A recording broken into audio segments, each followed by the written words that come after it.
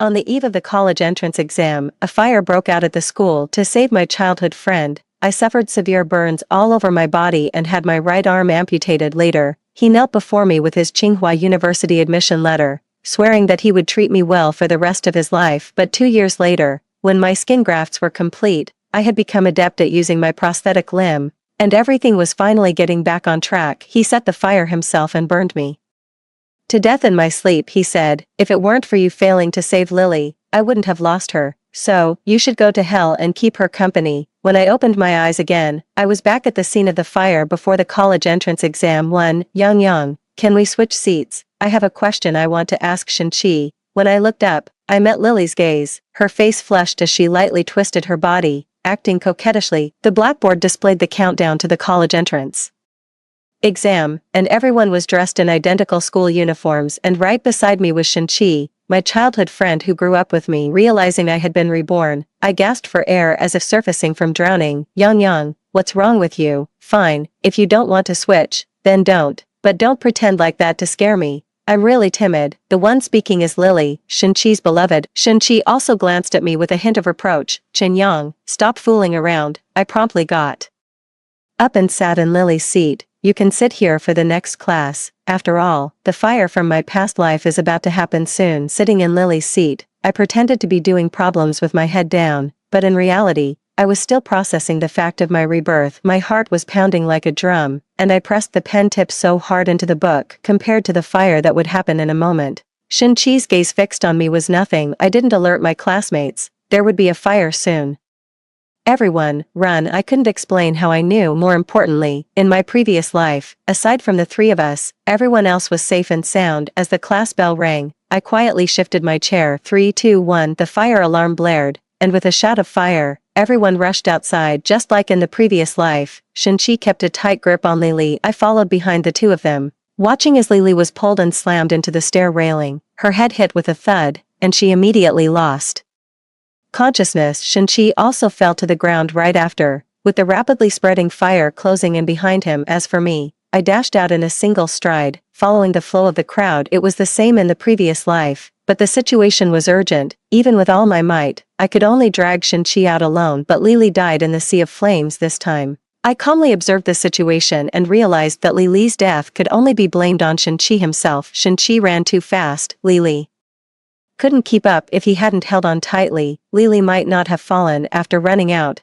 I turned to look at the blazing flames and still shuddered. I directly grabbed a firefighter and shouted for help. On the 3rd floor, it seems 2 classmates fell down. After watching the firefighters rush in, my vision went dark and I collapsed on the ground. Although I hate Shin-Chi, but compared to him dying outright, what I'd rather see is him living a life worse than death. Too many classmates were hospitalized due to inhaling too much smoke. Among everyone, Shin-Chi and Lily were the most severely injured. Doctors, parents, and teachers came and went in waves. Shin-Chi's parents cried and caused a scene at the entrance. How does your school take care of the children? Can't you even ensure our child's safety here? My poor son's right hand has to be amputated, and there are only 2 months left until the college entrance exam. Tell me, how is he supposed to hold a pen? Lily's parents and Shin-Chi's parents felt a deep mutual understanding. Our child is pursuing an artistic path, and now there's a huge scar on her neck. I closed my eyes and pulled the quilt over my head. The words Shin-Chi had hurled at me in my previous life still echoed like thunder in my ears. How can you be so selfish?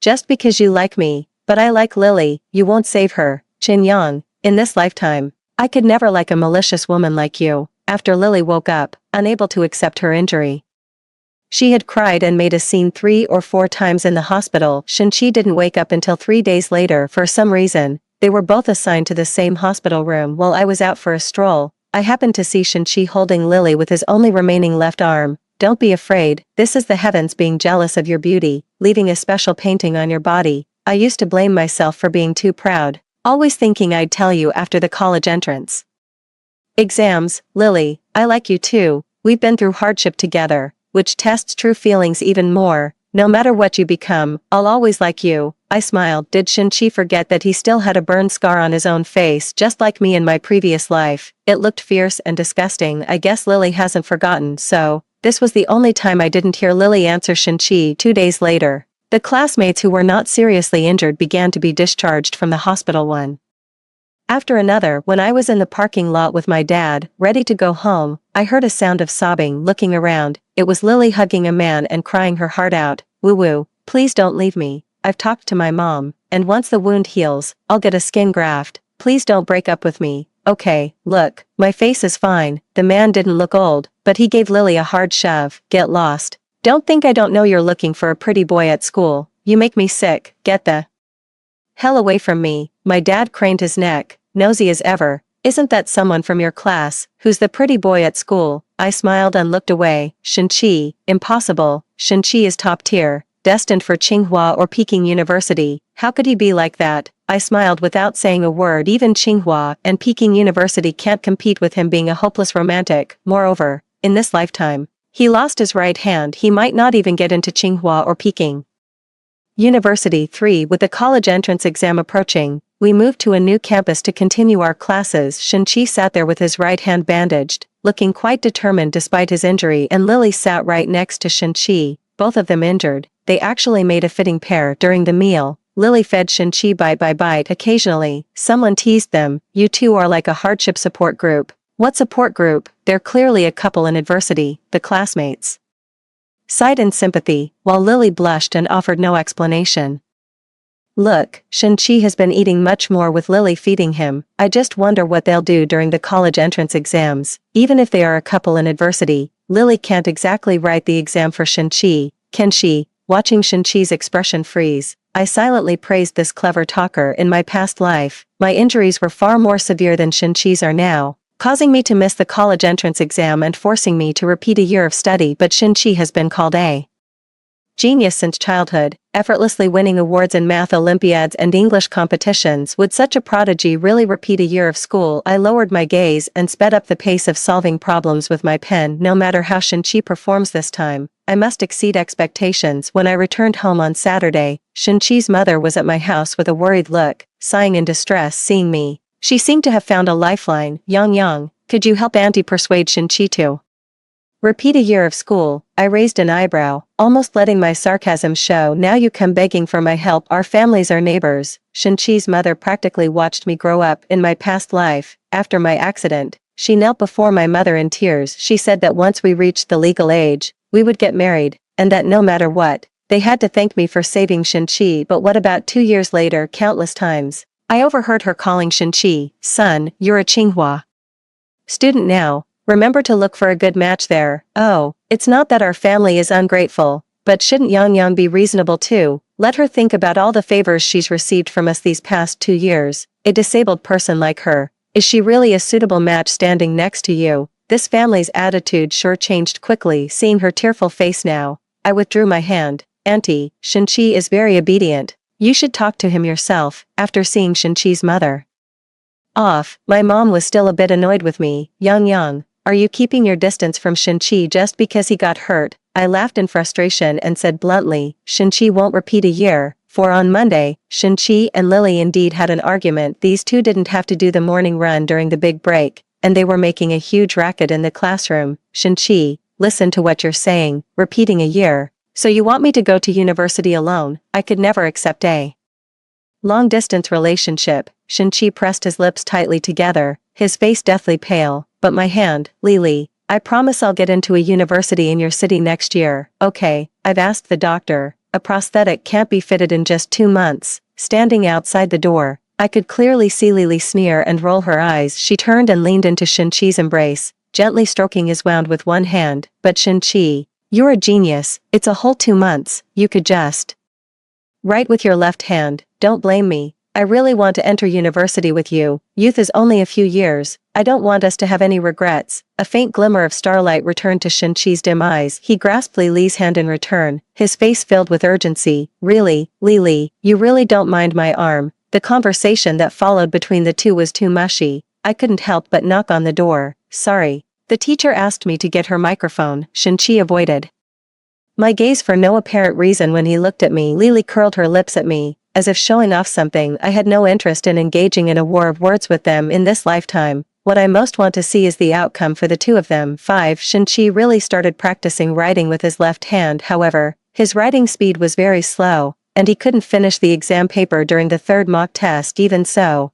His grade still managed to stay around the middle of the class. The teacher had countless talks with him, but every time he came back and sat next to Lily, he would let all those words go in one ear and out the other. I kept my head down, grinding through practice problems, and life went on as usual. That was until a parent-teacher meeting was held just before the college entrance exams. Shinchi's and Lily's mothers actually got into a fight right in front of everyone. I was wondering why my child absolutely refused to repeat the year. Look at what your daughter has been saying to my son. Shinchi's mother had found the notes they passed to each other in class. Everyone, please judge for yourselves. What kind of decent child would prevent someone from repeating a school year and even threaten to break up over it? Is this something a normal person would do? We parents have raised our children for so many years, all for the sake of this college entrance exam. Nearly half of the parents in the class could empathize with Shinchi's mother, but Lily's mother just smiled. That's because your son is useless, willingly acting as my daughter's lapdog. Whatever my daughter says, he listens. But then again, with his arm gone and his face disfigured, only my silly daughter would still be foolish enough not to mind. The phrase arm gone completely made Shinchi's mother see red. The two of them started brawling in the classroom, knocking over several desks. I had no interest in watching the commotion, so I simply went to the playground to memorize vocabulary. Shinchi and Lily were still flirting in the hallway. Remembering the chaos in the classroom, I reminded them, your parents are fighting in the classroom. Shinchi frowned, wanting to ask more, but was stopped by Lily. She stood between me and Shinchi, sizing me up from head to toe. Chin-yang, I know you like Shinchi, but even if you want to talk to him, you don't need to make up such an excuse. Shinchi is my boyfriend, can you believe it? He would break his arm to save me, and you, what? Are you even? I couldn't stand listening to such nonsense anymore, so I raised my hand to interrupt. Lily, your notes were discovered. If we go any later, we'll probably have to pick them up from the police station. The two exchanged a glance and immediately ran toward the classroom. I didn't follow up on what happened afterward, but the incident had already become the talk of the town. They were held up as cautionary examples to warn the students. Even my mother took the opportunity during dinner to subtly probe me. Yang, you don't have any particularly close friends at school, do you? I nearly choked on a mouthful of rice. In my past life, I ended up being burned to death over so-called love. How could I possibly repeat that mistake in this life? Actually, Mom understands, but now is not the right time. Before she could finish her sentence, a series of clattering noises came from next door. The soundproofing in the apartment complex was poor, so any movement from upstairs or downstairs could be heard clearly. Shinchi, you must repeat the year. I've worked hard to raise you for over a decade, and you're throwing yourself away like this for a girl. If you insist on not repeating the year, from now on I'll act as if I don't have a son. Even if you get into university, I won't give you a single cent for tuition. Then came the sound of a door slamming shut. It seemed Shinchi had run away from home. My parents exchanged glances. Is this child a bit possessed? He used to be so obedient. How did he become like this? After finishing the last bite of rice, I returned to my bedroom. I wasn't the least bit surprised by Shinchi's antics. If he were truly clear-headed and calm, then my rebirth in this lifetime would be of little significance. 6. Shinchi and I were assigned to the same examination hall. When we met outside the exam hall, he had already lost 2 circles of weight. I wanted to pretend I hadn't seen him, but he unexpectedly took the initiative and stood right in front of me. Chin-yang. I took a slight step back, my demeanor cool and distant. Is there something you need? His empty sleeve swayed in the wind, and through him, I seemed to see my past self from a previous life. Being a love-struck fool never ends well. He was no different from the me of that past life. If you have something to say it quickly. We're about to go in. His remaining left hand clenched into a fist. The once flamboyant and passionate Shinchi lowered his head and said to me, I'm sorry. After confirming I hadn't misheard, I smiled. I know you like me, but I still like Lily. I didn't speak. Instead, I felt a bit like laughing. Even at a time like this, his mind was still preoccupied with matters of the heart, and this apology was indeed something he owed me, just not for this reason. Once the exam began, I wrote furiously, filling every question to the brim. It's just that when it was time to collect the papers, Shinchi once again hadn't finished answering. In Chinese, he only wrote half of the essay in his peripheral vision. He punched his thigh in frustration. But so what? After leaving the exam hall, he still jogged over to Lily's place. First thing, I feel the wind and the blinding sunlight. At this moment, I have a premonition. In this lifetime, I will surely shine as brilliantly as this sun. 7. After the college entrance exam ended, my parents took me out to play for over half a month. We felt the misty rain in Jiangnan, and our hearts and minds were filled with joy when the College entrance exam scores were released. Our whole family was glued to our phones seeing the total score of 702. We cheered excitedly. Excellent, excellent, excellent. My dad said excellent 3 times in a row, then immediately took a screenshot of the score and sent it to the family group chat. The Chen family ancestors' graves are smoking with good fortune. My daughter can get into Tsinghua or Peking University too. My mom pretended to be angry and shot my dad a glare, but the corners of her mouth were always curled in a smile. The two of them were noisily discussing how to fill out the college application forms, but calls from both Tsinghua and Peking University came one after another. Which one is better? I firmly chose Tsinghua. The whole family returned home happily, but only after arriving did we realize that the neighbor's household was in complete chaos. Shin-Chi had been in the spotlight since his first year of high school. He was the top student in his grade, a surefire candidate for Tsinghua or Peking University. He had also represented the school in numerous competitions, earning a reputation long ago, especially after the incident before the college entrance exam. Many were betting on whether this academic prodigy could still take the top spot, but someone posted Shin-Chi's college entrance exam results on Weibo for 63 points. I can only get into a regular second-tier university at the same time. There is also a video of a reporter interviewing Shin-Chi after the college entrance examination. In the video, the right sleeve of Shin-Chi's clothes fluttered in the wind. Shin-Chi, how do you think you performed in this exam? Everyone is concerned about your recovery and also curious why, with your grades, you didn't choose to repeat the year. In the video, before Shin-Chi could speak, Lily jumped out and hugged Shin-Chi's shoulder. Because Shin-Chi doesn't want to be in a long-distance relationship with me. The video was very short, lasting less than a minute, yet it managed to send both Shin-Chi and the topic of high school students dating early trending on social media. When we got home, the hallway was already packed with reporters unable to catch Shin-Chi. They turned their cameras toward me. Classmate,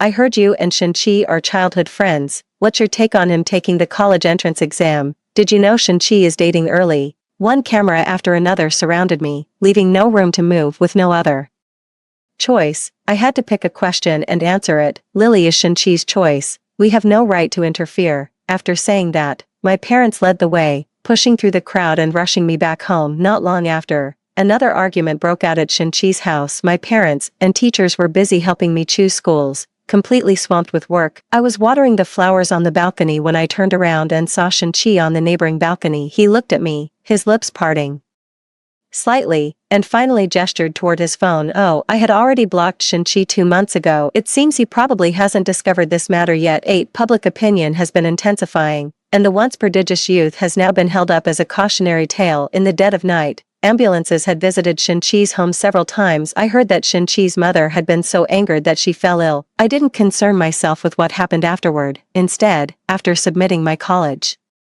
applications, I enrolled in painting classes. This was a hobby from my childhood. Now I finally have the time to pick it up again. Finally, I can paint sunsets by the seaside in summer too. I paint all kinds of people, living the life I dreamed of in my past life. After experiencing disability, I cherish the present moment immensely. Just like a paintbrush, it can transform into countless forms in my hands. But I never expected that Shin-Chi and Lily would barge into the scene before my eyes. Chen Yang, what a coincidence. Lily, holding on to Shin-Chi's arm around her, greeted me with a beaming smile. She boldly leaned in to take a look at my drawing board. Oh, the top student is starting to develop hobbies now. Come on, Shin-Chi, sit down quickly and let Chen Yang draw one for us. I was speechless at her overly familiar attitude. After being reborn, we haven't had any conflicts because I've been avoiding these two everywhere and couldn't be bothered to argue. But in reality, Lily is a complete white lotus. Before the fire happened, she often spoke to me with sarcasm and insinuations, so I put away my paintbrush and smiled slightly. Sorry, I can't draw dirty things. Lily's expression shifted, but she soon leaned back against Shin-Chi's shoulder. Shin-Chi, what should we do? I think I smell a hint of jealousy. Is someone still thinking about you? Too bad, you're already mine. I couldn't help but shake my head thinking about me in my past life. I mistook a fisheye for a pearl and met a tragic end. Now, even if Shin-Chi begged me, I wouldn't want him back. Shin-Chi, isn't that right? Lily gritted her teeth and pinched Shin-Chi's arm as a threat. After a moment, Shin-Chi nodded. Yes, watching them act in perfect harmony, I actually felt these two were like clowns, so I put away my drawing board. Your boyfriend, he's yours for life. It's just that, your boyfriend only has this one good arm left, so use it sparingly, don't break it. A flicker of disbelief and hurt flashed in Shinchi's eyes. He probably couldn't believe I would use his sore spot against him. Even as I was walking away with my drawing board, Lily chased after me and grabbed me. What are you so smug about? So what if you got the top score in the province? There's a class reunion the day after tomorrow. I wonder if this top student will look down on us and not show up. I brushed her hand off my shoulder. I'll definitely be there. 9 on the day of the class reunion. Lily showed up all dressed up, but the once lofty flower had fallen into the mud, and naturally, there were plenty of people eager to step on it as if they had planned it. The classmates took turns trying to get Shinchi drunk. Top student, back in the day, you never bothered to give us the time of day. Times have really changed. Huh, who would have thought we'd be sitting together having a meal like this? Shinchi's face turned ashen. Well, it made sense. He had always maintained a cold, aloof persona, combined with his handsome, detached appearance and top student aura. His classmates had always seen him as an untouchable academic idol, but now, with his arm gone and his grades slipping, if he kept acting aloof, everyone would just think he was putting on airs. Sorry, I've had too much to drink. I really can't have any more. The man swayed as he raised his glass toward the group, then let out 2 loud laughs. A top student is always a top student. Don't tell me you got your driver's license right after graduation. What, are you driving back later? But with that arm of yours, would the traffic police even let you on the road? Ha ha ha. Shinchi was so angry he wanted to slam the table and stand up. But Lily stopped him. She clicked her tongue lightly. He's drinking with you because he thinks highly of you. Just drink it. Shinchi's hand on the table gradually clenched into a fist. I smiled without saying a word. So this is the white moonlight he couldn't forget in his past life. But my smile was caught by Lily. She looked at me with a forced smile and clapped her hands. Everyone, quiet. After this meal, who knows if we'll have another chance to gather like this. We shouldn't leave any regrets from our 3 years of high school. I know some of you here have unrequited feelings. How about we make today a confession session? After she finished speaking, almost everyone turned to look at me. Everyone knew that Shinchi and I were childhood sweethearts, inseparable since we were young. My little secret crush was no longer a secret. Yang, come on, be bold and open about it. Faced with Lily's teasing gaze, I felt a bit irritated. They're so lovey-dovey. Why do they have to drag me into it all the time? But under everyone's watchful eyes, I calmly replied, how did you know I actually have someone I like? As I finished speaking, Shinchi also looked up. 10. I saw a faint glimmer in his eyes. But I'm sorry. I'm going to personally extinguish that glimmer. I used to be a bit cringy and had a crush on an older guy from outside the school. Shinchi frowned slightly, his straight back bending a little. Everyone started whistling and teasing me. Who is it? Who is it? Let us have a look. I took out my phone and walked up to Lily with a smile. Lily should know him, right? I watched as Lily's smile froze on her face. The photo was none other than her hugging a man in the parking lot, trying to get him to stay. When Shinchi looked over, Lily hurriedly placed her phone face down on the table.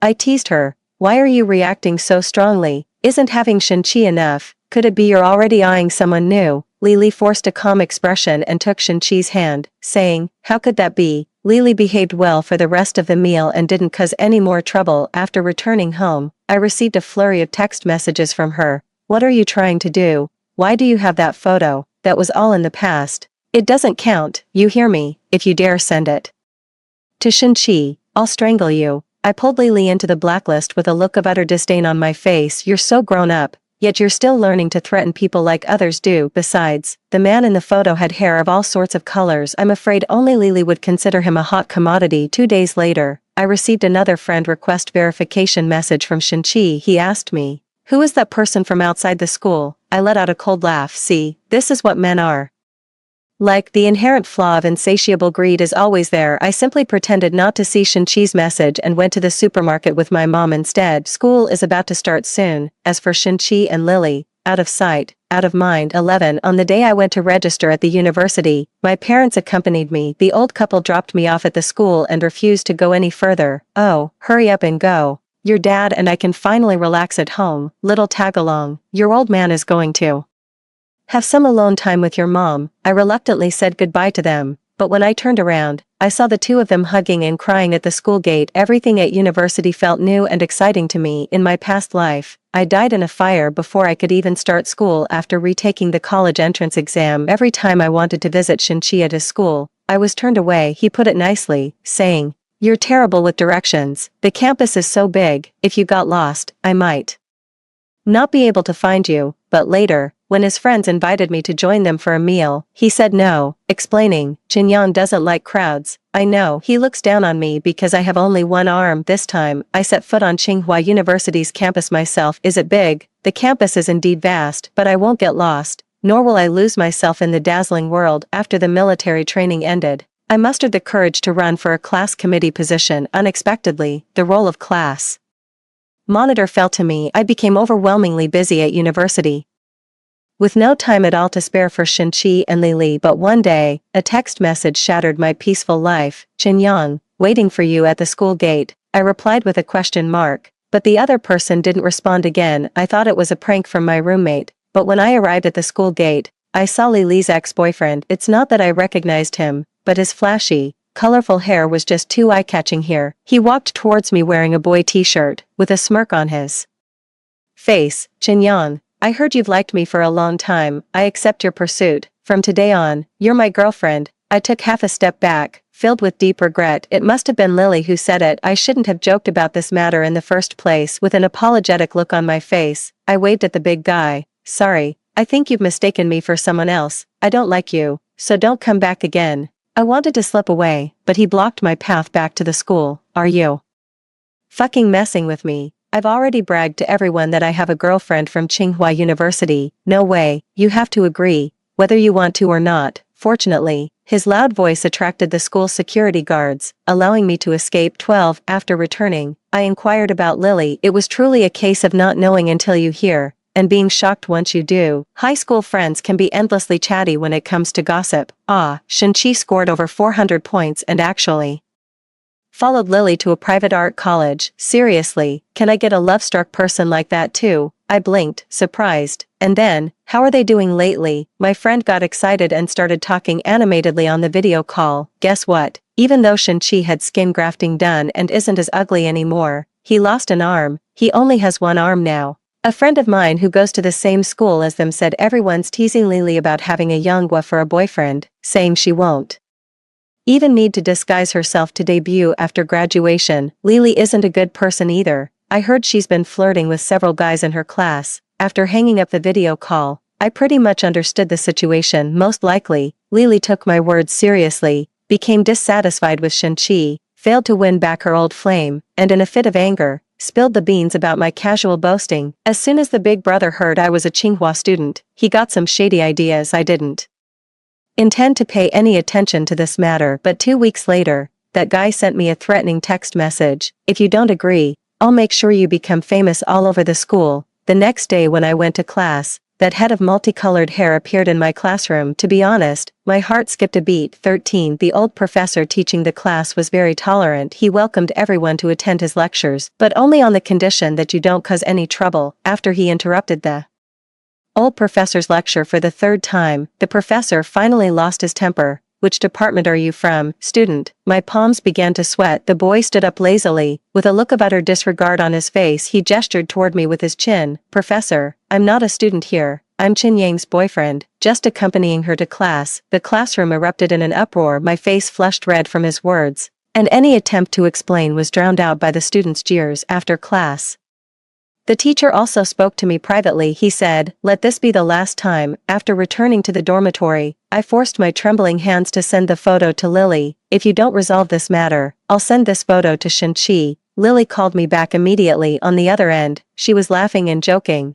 as if she didn't care about this matter at all. Oh, Qinyang, that bastard went to find you. You should be grateful. It's your good fortune. I gritted my teeth. Cut the crap, Lily sneered. Then go ahead and send it. I was just thinking about how to dump Shenqi anyway. Although I had expected it, I still asked why. Lily, his arm was broken because of you. What do you mean because of me? Lily let out a sharp cry, her emotions somewhat agitated. If he hadn't been dragging me along so tightly back then, I might not have fallen. It was his own incompetence that he couldn't get away. And he even caused me to need skin graft surgery. Hearing her say that, my previously unsettled heart seemed to calm down quite a bit. It seems Shenqi and Lily aren't doing well either, so this is the thing Shenqi regretted for his entire previous life. I really wish I could go back to my previous life and make Shenqi take a good look at his own ending. 14. That off-campus guy kept his word. I really did become famous throughout our school. He was also persistent, and somehow even managed to get hold of my class schedule. Utterly fed up,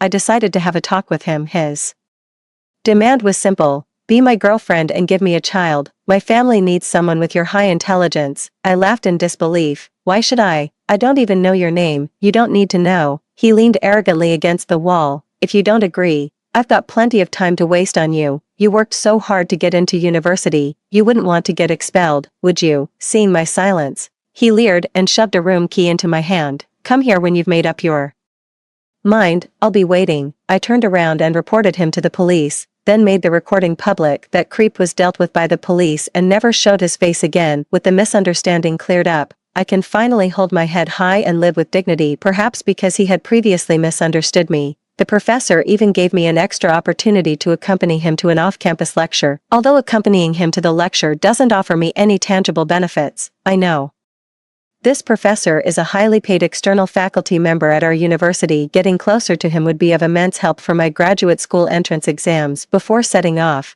my heart was filled with joy. The professor even gave me a chance to make an appearance at the lecture. He said, "This is the most resilient student I have ever seen. I hope everyone can strive upward from the heart, just like her." Thinking about the differences between my past life and this one, I felt my eyes welling up with tears at this moment. But when I spotted Shin-Chi in the audience, I froze for a moment. Though it was just for a moment, the professor asked me to say a few words, and my impromptu speech had to be flawless. 15 After the event ended, Shin-Chi lingered. The senior professor went to speak with the school leadership, leaving only Shin-Chi and me in the entire venue. He looked at me, wanting to step onto the stage, but hesitated and didn't move. The stage was only about 1 meter high, but at this moment, I see him looking at me just as I looked at him in my past life. Both are so unreachable. A moment later, I raised an eyebrow and walked down. Long time no see. What's up? Compared to my poised and graceful demeanor, Shin-Chi was a bit reserved, fidgeting with his hands. His prosthetic limb was already made, and the few fingers exposed outside were tucked into his sleeve. In this lifetime, Shin-Chi's edges have been worn smooth. In just a short year, the proud demeanor he once had can no longer be found. "Chin Yang, you're doing great now," I nodded, neither agreeing nor disagreeing. Success bought with a lesson paid in blood. I admit there's nothing shameful about that. Shin-Chi suggested taking a stroll around the campus, and I agreed. It's just that there were always people on campus giving him unfriendly looks. I heard people calling him Brother Yonghua several times, but Shin-Chi clenched and unclenched his fist, repeating the motion several times. "You're not bad either. What about Lily? Why isn't she with you?" He let out a self-deprecating laugh. "We broke up, Chin Yang. She actually said it served me right that my arm was broken, that I couldn't cling to her for the rest of my life." There wasn't a single glimmer of light left in Shin-Chi's eyes. It was as if he was completely shrouded in gloom. "Chin Yang, tell me, is that how it is?" Back then, I clearly wanted to run away with her. I gave up repeating the year for her, gave up the major I loved. You heard them, right? They call me Yonghua, all because of my missing arm. My heart was utterly calm. Compared to what I went through in my past life, this was nothing. "What about Lily? What is she doing now?" Shin-Chi smiled self-deprecatingly. "Social butterfly. She's with our principal's nephew. Did you see the Ferrari at the school gate when you arrived? Lily might just be sitting inside it." As he spoke, tears welled up in Shin-Chi's eyes. "Chin Yang, did I really make the wrong choice? Maybe I should have listened to my mom and insisted on repeating the year. They say love-struck fools never end well. Chin Yang, I regret it. I was blind before, not choosing you." To this, I could only force a smile and say, "Everyone has their own fate. This path was truly one he chose himself. I was once chosen by him, but he wasn't satisfied." 16 When I was heading back to school, Shin-Chi called out to me again. He hesitated for a long time, only speaking when I lost my patience. "Chin Yang, we're still childhood friends, right?" I didn't say anything. Hearing the phrase "childhood friends" come from his mouth sent a chill down my spine. In my past life, I paid far too much for those 4 words. He gave a bitter smile and said, "Tsinghua University must be really great, right? If there's a chance in the future, could you take me for a visit?" I shook my head and answered him with the words he had said in my previous life. "The campus is so big, if you got lost, I wouldn't even know how to find you." After saying that, I headed straight back to school. I'm the class monitor. There's still a lot to do after I get back. I've also been preparing for the CET6 exam lately, so I need to focus on reviewing. Everyone has their own destiny. It seems that each of our fates can already be glimpsed a little at this moment. In this lifetime,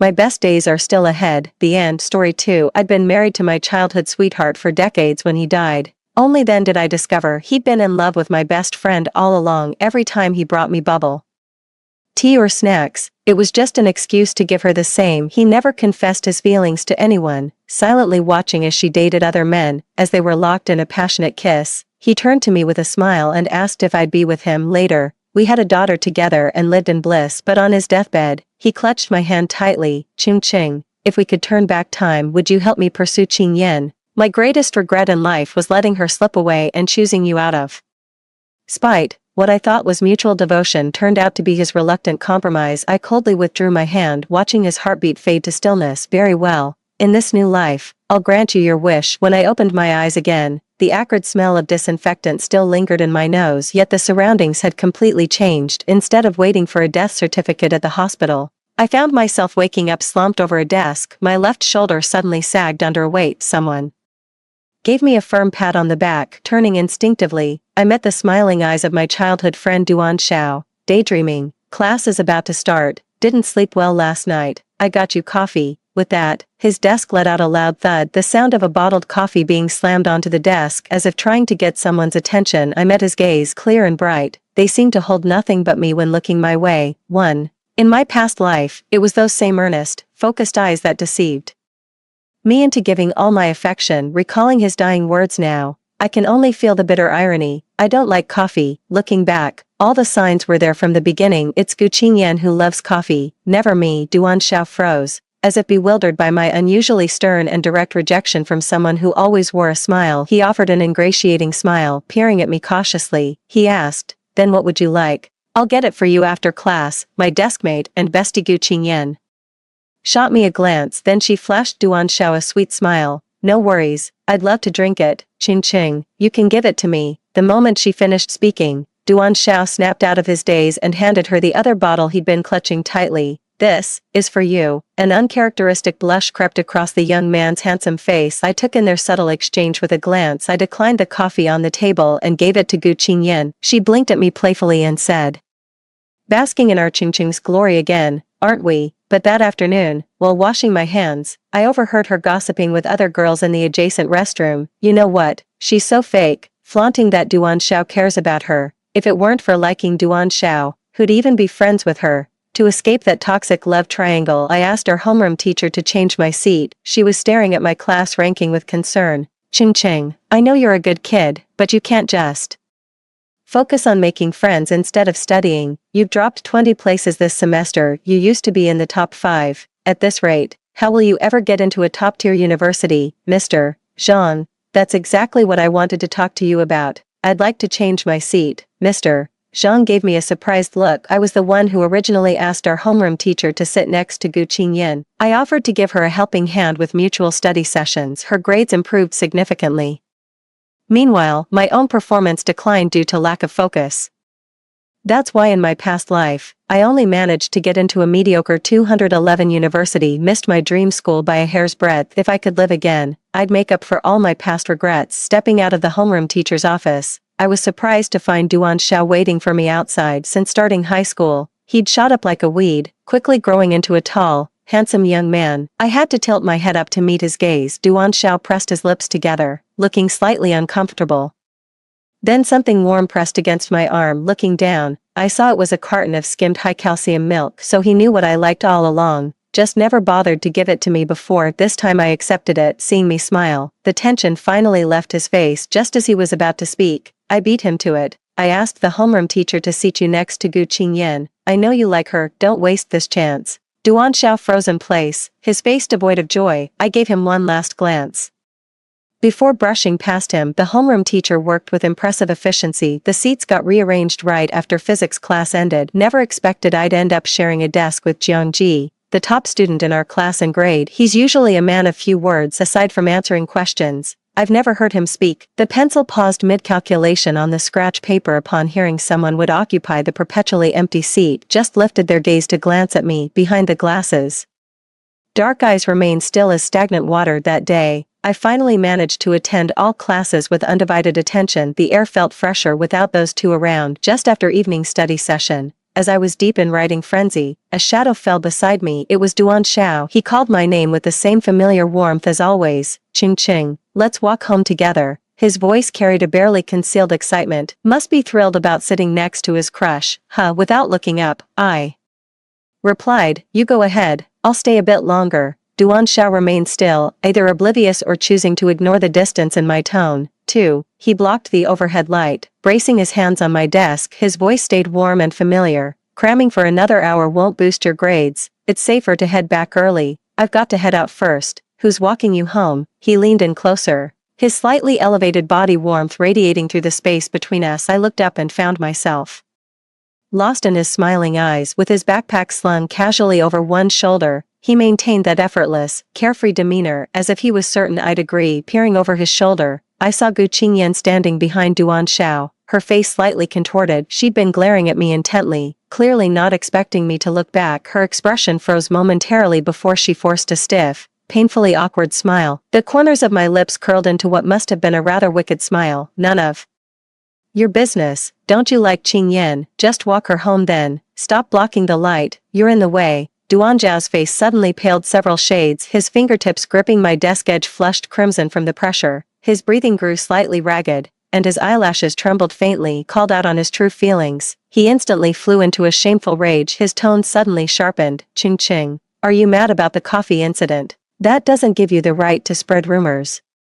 Who said I had feelings for Gu Qingyan? The hallway bustled with passing figures. The other students kept glancing back and forth between me and Duan Xiao. After a tense silence, my new desk mate suddenly spoke up. Nobody cares who you like. Duan, keep your voice down. It's annoying. Their tone was icy, sharp as broken glass. The air hung heavy for several seconds. Someone in the class suddenly snorted with laughter. A wave of hushed whispers spread through the crowd, as murmurs of speculation reached his ears. Duan Xiao belatedly realized and steadied the swaying Gu Qingyan. Before leaving, he gave me a long, lingering look. He took her by the wrist and strode away, witnessed by most of their classmates. From that moment on, the trio's friendship was officially broken. Duan Xiao only brought her breakfast, coffee, and snacks. They went to and from school together, no longer needing me as the awkward third wheel. Their relationship progressed rapidly, growing increasingly intimate. To avoid them, I kept the longest study hours, rising early and staying up late. I finally ranked 5th in class and 20th in grade during the final exams of my second semester in senior high. Holding the report card,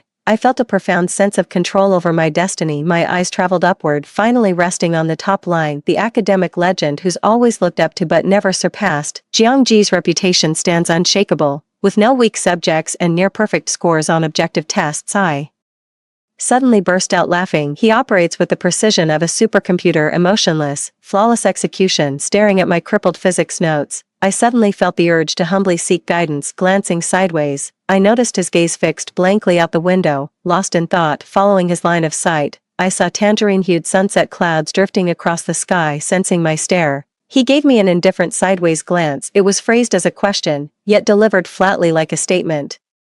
Could I ask you about some science questions? His gaze fell on the test papers scattered across my desk. You even messed up the easy bonus questions. What's the point of me teaching you? Jiangji spoke without disdain or mockery, simply stating facts. Yet he still took my test paper, selected a pencil, and showed me how to substitute the formula. His explanations were concise yet crystal clear. His measured tone flowed like the setting sun outside the window. It gives a false sense of security. 3.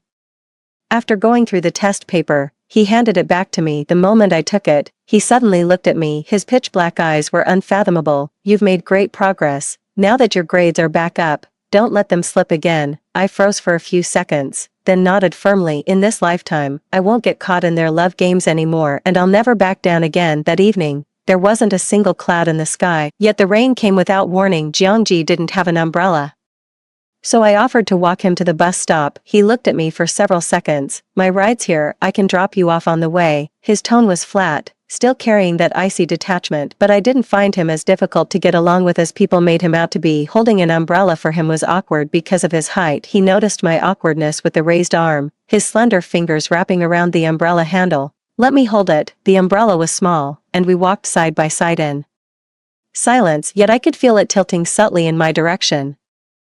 Ching Ching, Through the pouring rain, I heard someone calling my name. It should have been the most familiar voice to me, though we'd spent decades together in our past lives. Hearing it now felt strangely unfamiliar. I didn't want to get too involved with Duan Xiao, so I kept walking without stopping. Jiangji glanced at me absent-mindedly. I remember you two used to be really close. I was surprised. Didn't expect you to know about this. Buried in your books all day. The corner of his lips twitched slightly. It was the first time I'd seen such an animated expression on his face. I'm studying, not deaf and blind. Duan Xiao was practically shouting. It'd be harder not to hear him. The words barely left my lips when a figure blocked our path. Duan Xiao stood drenched to the bone without an umbrella, his eyes barely open and rimmed with angry red, yet he stubbornly kept his gaze locked on me. I didn't bring an umbrella either. Why are you sending him home, after all these years?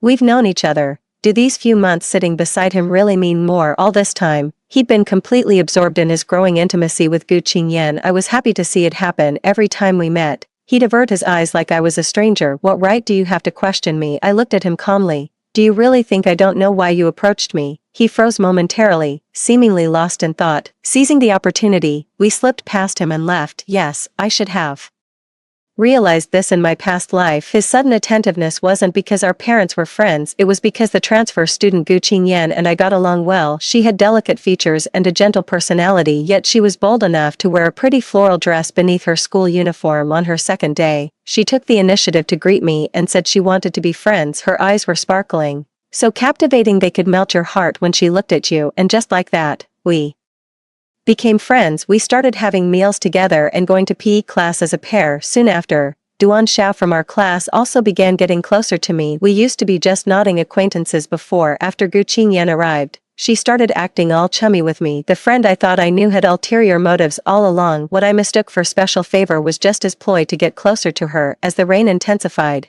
the car sent for Jiangji waited at the school gate holding an umbrella. He opened the car door with one hand and tilted his chin, motioning for me to get in. Without ceremony, I gave him the address. We reached my doorstep in under 10 minutes. Just as I was about to exit, Jiangji called out to me. His eyes held no trace of light. I won't be coming after school starts. Study hard. If you fall behind again, no one will respect you. His voice blended with the sound of the car engine starting. Raindrops drummed against the umbrella as the realization hit me belatedly. We truly never know when we're seeing someone for the last time. 6. I barely stepped outside during this short summer break. My days began and ended with studying weak in STEM subjects. I pored over textbooks, drilled practice problems, compiled error logs, and learned to apply concepts flexibly. I'm running out of time. Senior year is just around the corner. No room for mistakes. Occasionally, I'd get messages from Duan Xiao. I blocked all his contacts and numbers, yet he got a new phone number. I don't understand why he's so persistent. If he clearly doesn't like me, why waste time on me? But I soon realized Duan Xiao has feelings for Gu Qingyan, yet he still basks in my timid affections and the way my gaze follows him, reveling in the admiration while still trying to get close to his goddess, wanting to have his cake and eat it too. He's playing this game crystal clear. I blocked his new number and flagged it as spam. The holiday finally passed without a hitch. We moved classrooms, and the seat next to me stayed empty just as Jiangji predicted. He never came back to school. Coming from a well-off family, he might transfer schools or study abroad. I was soon assigned a new deskmate, the class's second-ranked student, a quiet and bright girl. Her name was Fang Qing. She excelled in STEM subjects but struggled with English. We complemented each other well and often discussed problems after class. Gradually, we became close friends. With her guidance, my physics improved significantly. With my help, her English improved by leaps and bounds. In the first mock exam, she came in first and I was second. 4. The scores were neck and neck, with just a 5-point difference. She joked with me. Thank goodness Jiangji left. Who could possibly outstudy him otherwise? Suddenly, I remembered the composed profile of his face as he worked through problems with focus. That study hard remark came to mind. I'm fired up, determined to become the next academic prodigy and surpass his records while burying myself in studies. I'd occasionally catch wind of Gu Qingyan's gossip, probably because I wasn't there to explain concepts and highlight key points for her. Gu Qingyan's grades slipped back to the bottom of the class while everyone else was racing against time to catch up. She focused all her attention on Duan Xiao. The morning marking 100 days until the college entrance exams, in the empty hallway, she confessed her feelings to Duan Xiao. It wasn't yet morning study time, and only a few students had arrived in the classroom. I was sitting by the door. The girl's voice carried a shy yet hopeful tone, though barely audible. It reached my ears. Duan Xiao, I like you. I know Ching Ching means more to you, but I still want to fight for my chance. Would you be my boyfriend? Silence fell outside. I was halfway through solving the derivative problem, scribbling calculations rapidly on scratch paper. Duan Zhao's voice carried hesitation. The college entrance exam is coming up. We should focus on studying. We can talk about this after we're in the same city. Gu Qingyan cut him off. Duan Xiao, there's a guy from the next class pursuing me. If you're rejecting me, that's fine. I can always date him instead. There was a brief standoff. Duan Zhao's voice dropped to a whisper. Fine, I promise. I finished writing the last equation and checked it against the answer key. The exact same answer. Fang Qing leaned in and gasped. Wow, you're so fast. Did it only take you 10 minutes? Whoever tops the exam this time treats everyone to dinner. No objections, right? Before I could respond, my test paper was snatched away. Gu Qingyan's voice was sweet, her smile captivating. Wow, top student, got some great news for you. We're together now. She raised their intertwined hands with a smirk that felt like a challenge. We really owe you for giving us the chance to get close. Fang Qing was utterly dumbstruck, gaping in disbelief. What brings you here? Never seen someone so brazenly go public with their relationship right in front of classmates. We're literally weeks away from college entrance exams. How could she not tell what's more important between future prospects and teenage romance? Both Gu Qingyan and Duan Xiao were staring straight at me. He seemed eager for my reaction, waiting for me to lose my composure, yet I remained calm, even offering a smile and my blessings. Wow, really, you two are perfect for each other. I always thought you'd make a great match. Duan Zhao's expression darkened, the smile freezing on his lips. Qingyan was just trying to help. Is that any way to respond? He stared at me intently, as if trying to read my true thoughts. We're just classmates. What kind of attitude are you expecting? I looked at him amused. I'm not your parent. You don't need my permission for anything. The class bell rang as students trickled in one after another. The two awkwardly shuffled back to their seats. My deskmate Fang Qing whispered. What's their deal, showing off like they've lost their minds? I shrugged. Who knows? In the next mock exam, I finally surpassed Fang Qing, ranking first in class and third in the entire school, but there's still a gap between me and Jiangji, the former top student legend of our grade, yet I firmly believe I'll eventually outshine him without a doubt. The endless cycle of exams leaves no room for sentimental musings. Packing my bags again, ready to head for the next destination, the pile of filled scratch paper grows taller, while blank test sheets dwindle. I've systematically cleared every tricky problem, mastering each question in my error log through thorough analysis. Given this second chance, I've finally reclaimed my opportunity to fight for success. In the final mock exam, I topped the entire school's ranking, breaking 700 points. I became the Jiangji of old. Our homeroom teacher, Mr. Zhang, wore a gratified expression. Keep this momentum straight through the college entrance exams. Even Jiangji said before leaving that he believed you could do it. My eyes widened in surprise. Jiangji, he mentioned me to you. Yes, he said you and Fang Qing complement each other well. Putting you two together would definitely lead to progress. Teacher Zhang sighed regretfully. If he hadn't gone abroad, he probably would have been the top student in the city. A surge of warmth flooded through my heart, followed by an indescribable pang of melancholy. 5. If Jiangji hadn't gone abroad, we would have made worthy rivals. With the college entrance exams approaching, I'm pushing myself harder than ever. Just at this critical moment, a bombshell piece of news dropped. Gu Qingyan is pregnant. This juicy gossip became the perfect spice to our monotonous study routine. The news spread like wildfire throughout the entire school. It all started when Gu Qingyan's parents stormed into our classroom in a rage. Mrs. Gu strode onto the platform in a booming voice. She demanded, "Which one of you is Duan Xiao?" The classroom erupted in hushed whispers, leaving the physics teacher utterly bewildered. Gu Qingyan's seat remained empty. All eyes turned toward her deskmate, Duan Xiao. He had no choice but to stand up awkwardly and admit, it was me. His evasive gaze betrayed the guilt of someone who'd done something shameful. Mr. Gu stormed over and without a word, landed a stinging slap across his face. A sharp crack echoed through the hallway, the sound of a brutal, resounding slap. Duan Zhao's cheek immediately flushed crimson, the distinct outline of a handprint emerging. His face was slapped sideways, still tilted when a lab report slammed onto his desk. Old Gu's hand trembled violently as he pointed, consumed by rage. You fatherless bastard, you've ruined her entire life. She's just a child, not even legal. How dare you trick her into that? The man was fuming with rage, his eyes widening in disbelief at the HCG test results slammed on the table indicating a 4-week pregnancy. How is this possible? I never even, seeing His spineless refusal to admit the truth. Mother Goo's temper flared up instantly, came charging down and slapped him across the face. The handprints on both cheeks were uneven, swelling up almost immediately. That once handsome face now looked as ugly as a swollen pig's head. The homeroom teacher arrived promptly with the dean, ushering Gu Qingyan's parents out. Duan Shao trailed behind, flushed crimson to the tips of his ears, too embarrassed to raise his head. That radiant young man who once shone so brilliantly in my memories. Looking back now, it all seems so vulgar and repulsive, utterly unremarkable. At this critical juncture of the college entrance exams, Duan Shao stopped coming to school. Maybe he couldn't stand the strange looks and whispers from classmates, or perhaps he had a guilty conscience, but either way, it's none of my business. I'm just one final push away from the finish line. In the following days, I stuck to my routine with calm determination. 7 days before the college entrance exams, Duan Shao suddenly appeared before me on my way home from night study. He blocked my path. It was midsummer, yet he wore long sleeves. A dark bruise marred the corner of his mouth, unnerving to look at. My brow furrowed, but before I could speak, his raspy voice reached my ears. Ching Ching,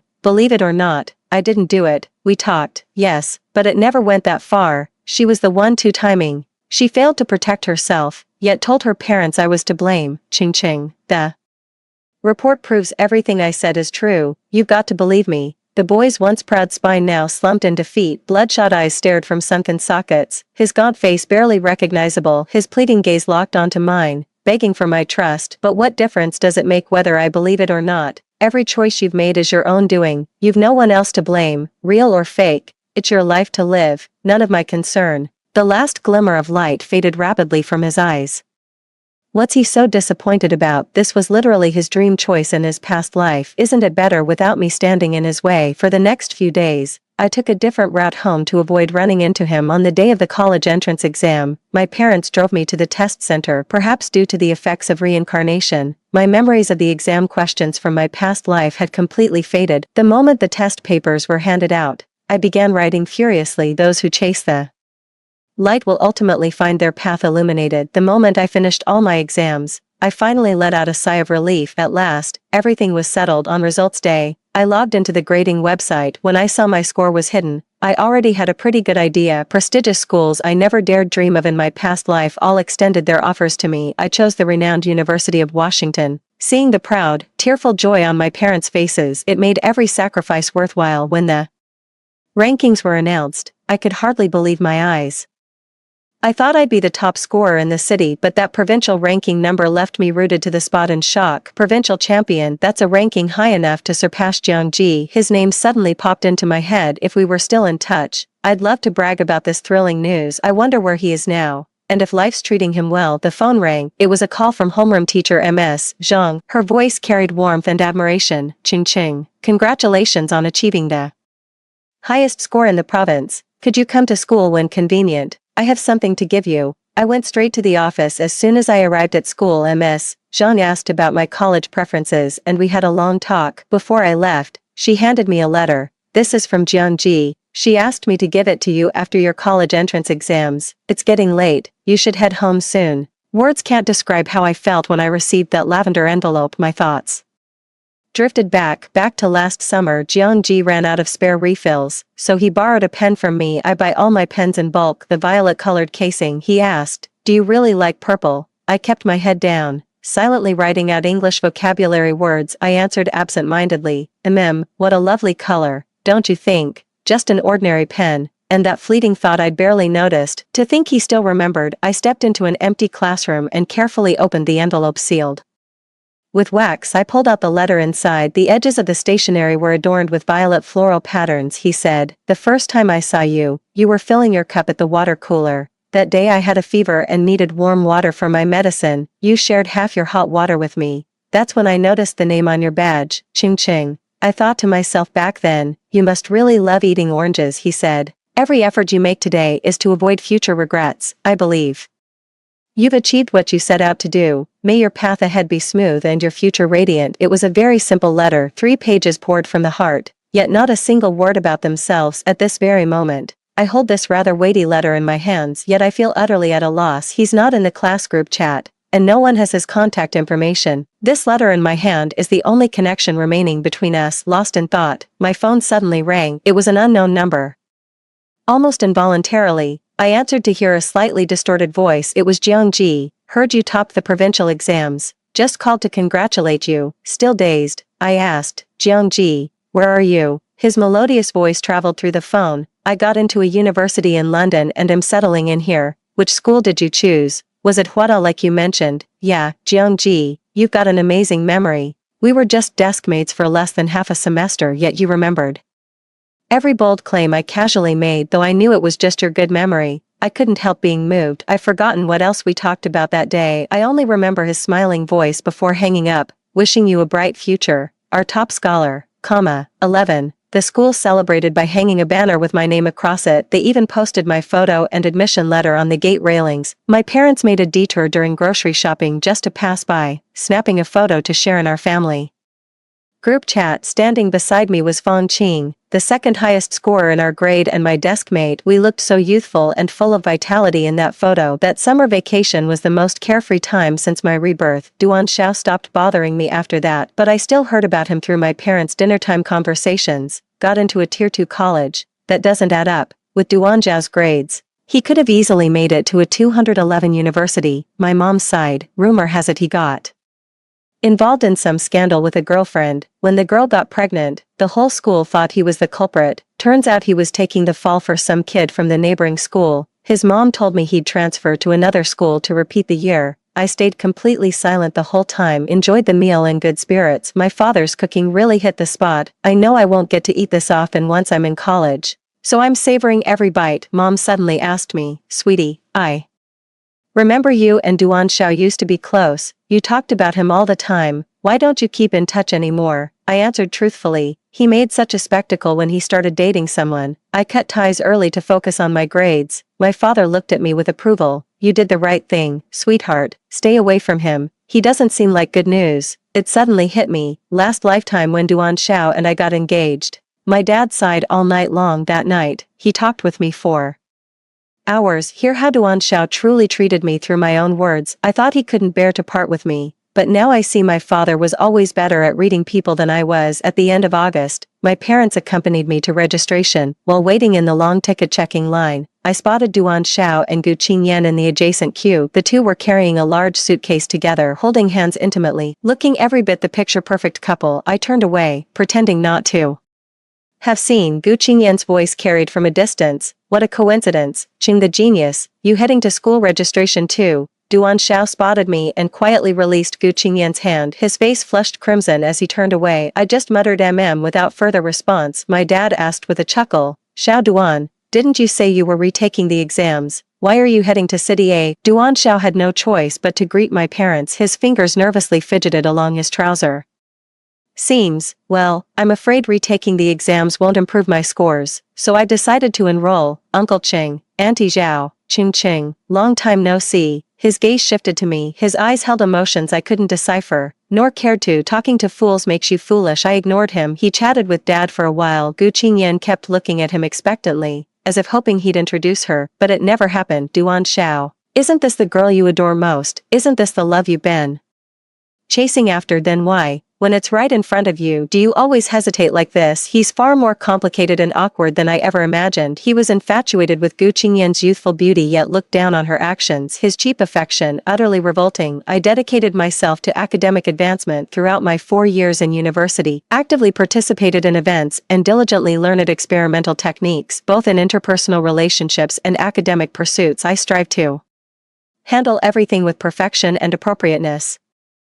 I've made many like-minded friends, earned my advisor's admiration as well, with consistent top rankings in midterms and finals throughout 4 years, plus maxed out extracurricular credits. I secured a postgraduate recommendation waiver. I chose to continue graduate studies at my alma mater under the same advisor from my undergraduate years. At the cafeteria, I saw that face again. Both familiar and strangely distant. He's not as skinny anymore and looks much healthier. It's like he's regained that sincere, youthful energy from back in the day. He set his tray down and took a seat across from me. Gone was the lack of confidence he showed at the train station 4 years ago. His eyes sparkled with radiant light. Orange, you're really doing grad school here. I got into the physics graduate program at your university. Can we reconnect? He looked at me, his eyes brimming with anticipation, yet beneath his gaze, I recognized that glint of absolute determination. I have an excellent memory. In our Past life, Duan Xiao only started calling me Hing after we got married this lifetime. Duan Zhao's physics grades suffered because he focused too much on romance, but in our previous life, he nearly aced every major physics exam. The same tone, the same form of address. 7. It made me recognize that the man before me was him from my past life. Sorry, we're not acquainted. Having finished my meal, I picked up my tray to leave. He called out to stop me, lowering his voice. I broke up with her. Ah.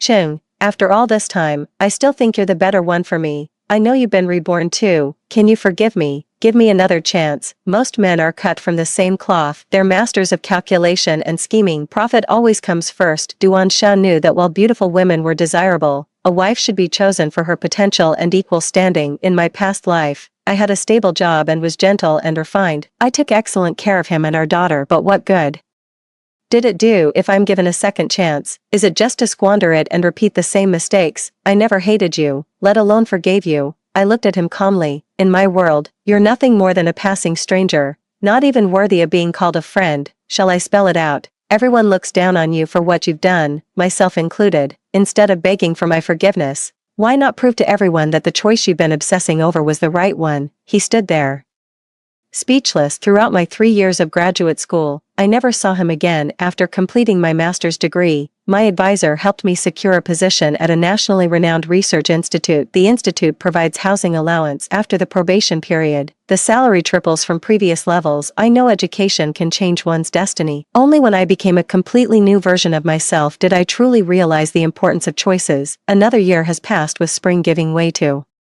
winter. I'm going home for Chinese New Year. It never snows here in winter, just freezing rain. I stepped out of the car with an umbrella, about to retrieve the luggage from the trunk. A slender hand reached it before I could. Looking up, I was startled to see Jiang Ji. After all these years, the last traces of boyishness had completely faded from his face. A high-bridged nose with sharp, refined features. I just visited Teacher Zhang's for New Year greetings and happened to pass by here. What luck running into you. Raindrops fell on his shoulders. I quickly raised the umbrella higher. He set the suitcase down steadily with a faint smile. It's been so long. Don't you have anything to say to me? I snapped out of my daze. You're back in the country. What do you do now? Been practicing medicine for about a year now. That's wonderful, I said sincerely. What a promising career. He smiled. How about you? I work at a research institute. Fairly stable. He carried my luggage all the way to the hallway. The old apartment building had no elevator. I closed my umbrella and reached for the luggage. Let me carry these upstairs for you. How about inviting me in for a bit? Though surprised, I didn't turn him down. When my mom saw the face behind me after I knocked, her voice lifted with delight. Oh, you brought your boyfriend home. Since when? Why didn't you tell me? I quickly explained. This is my high school classmate. He happened to pass by and helped me with my luggage. Don't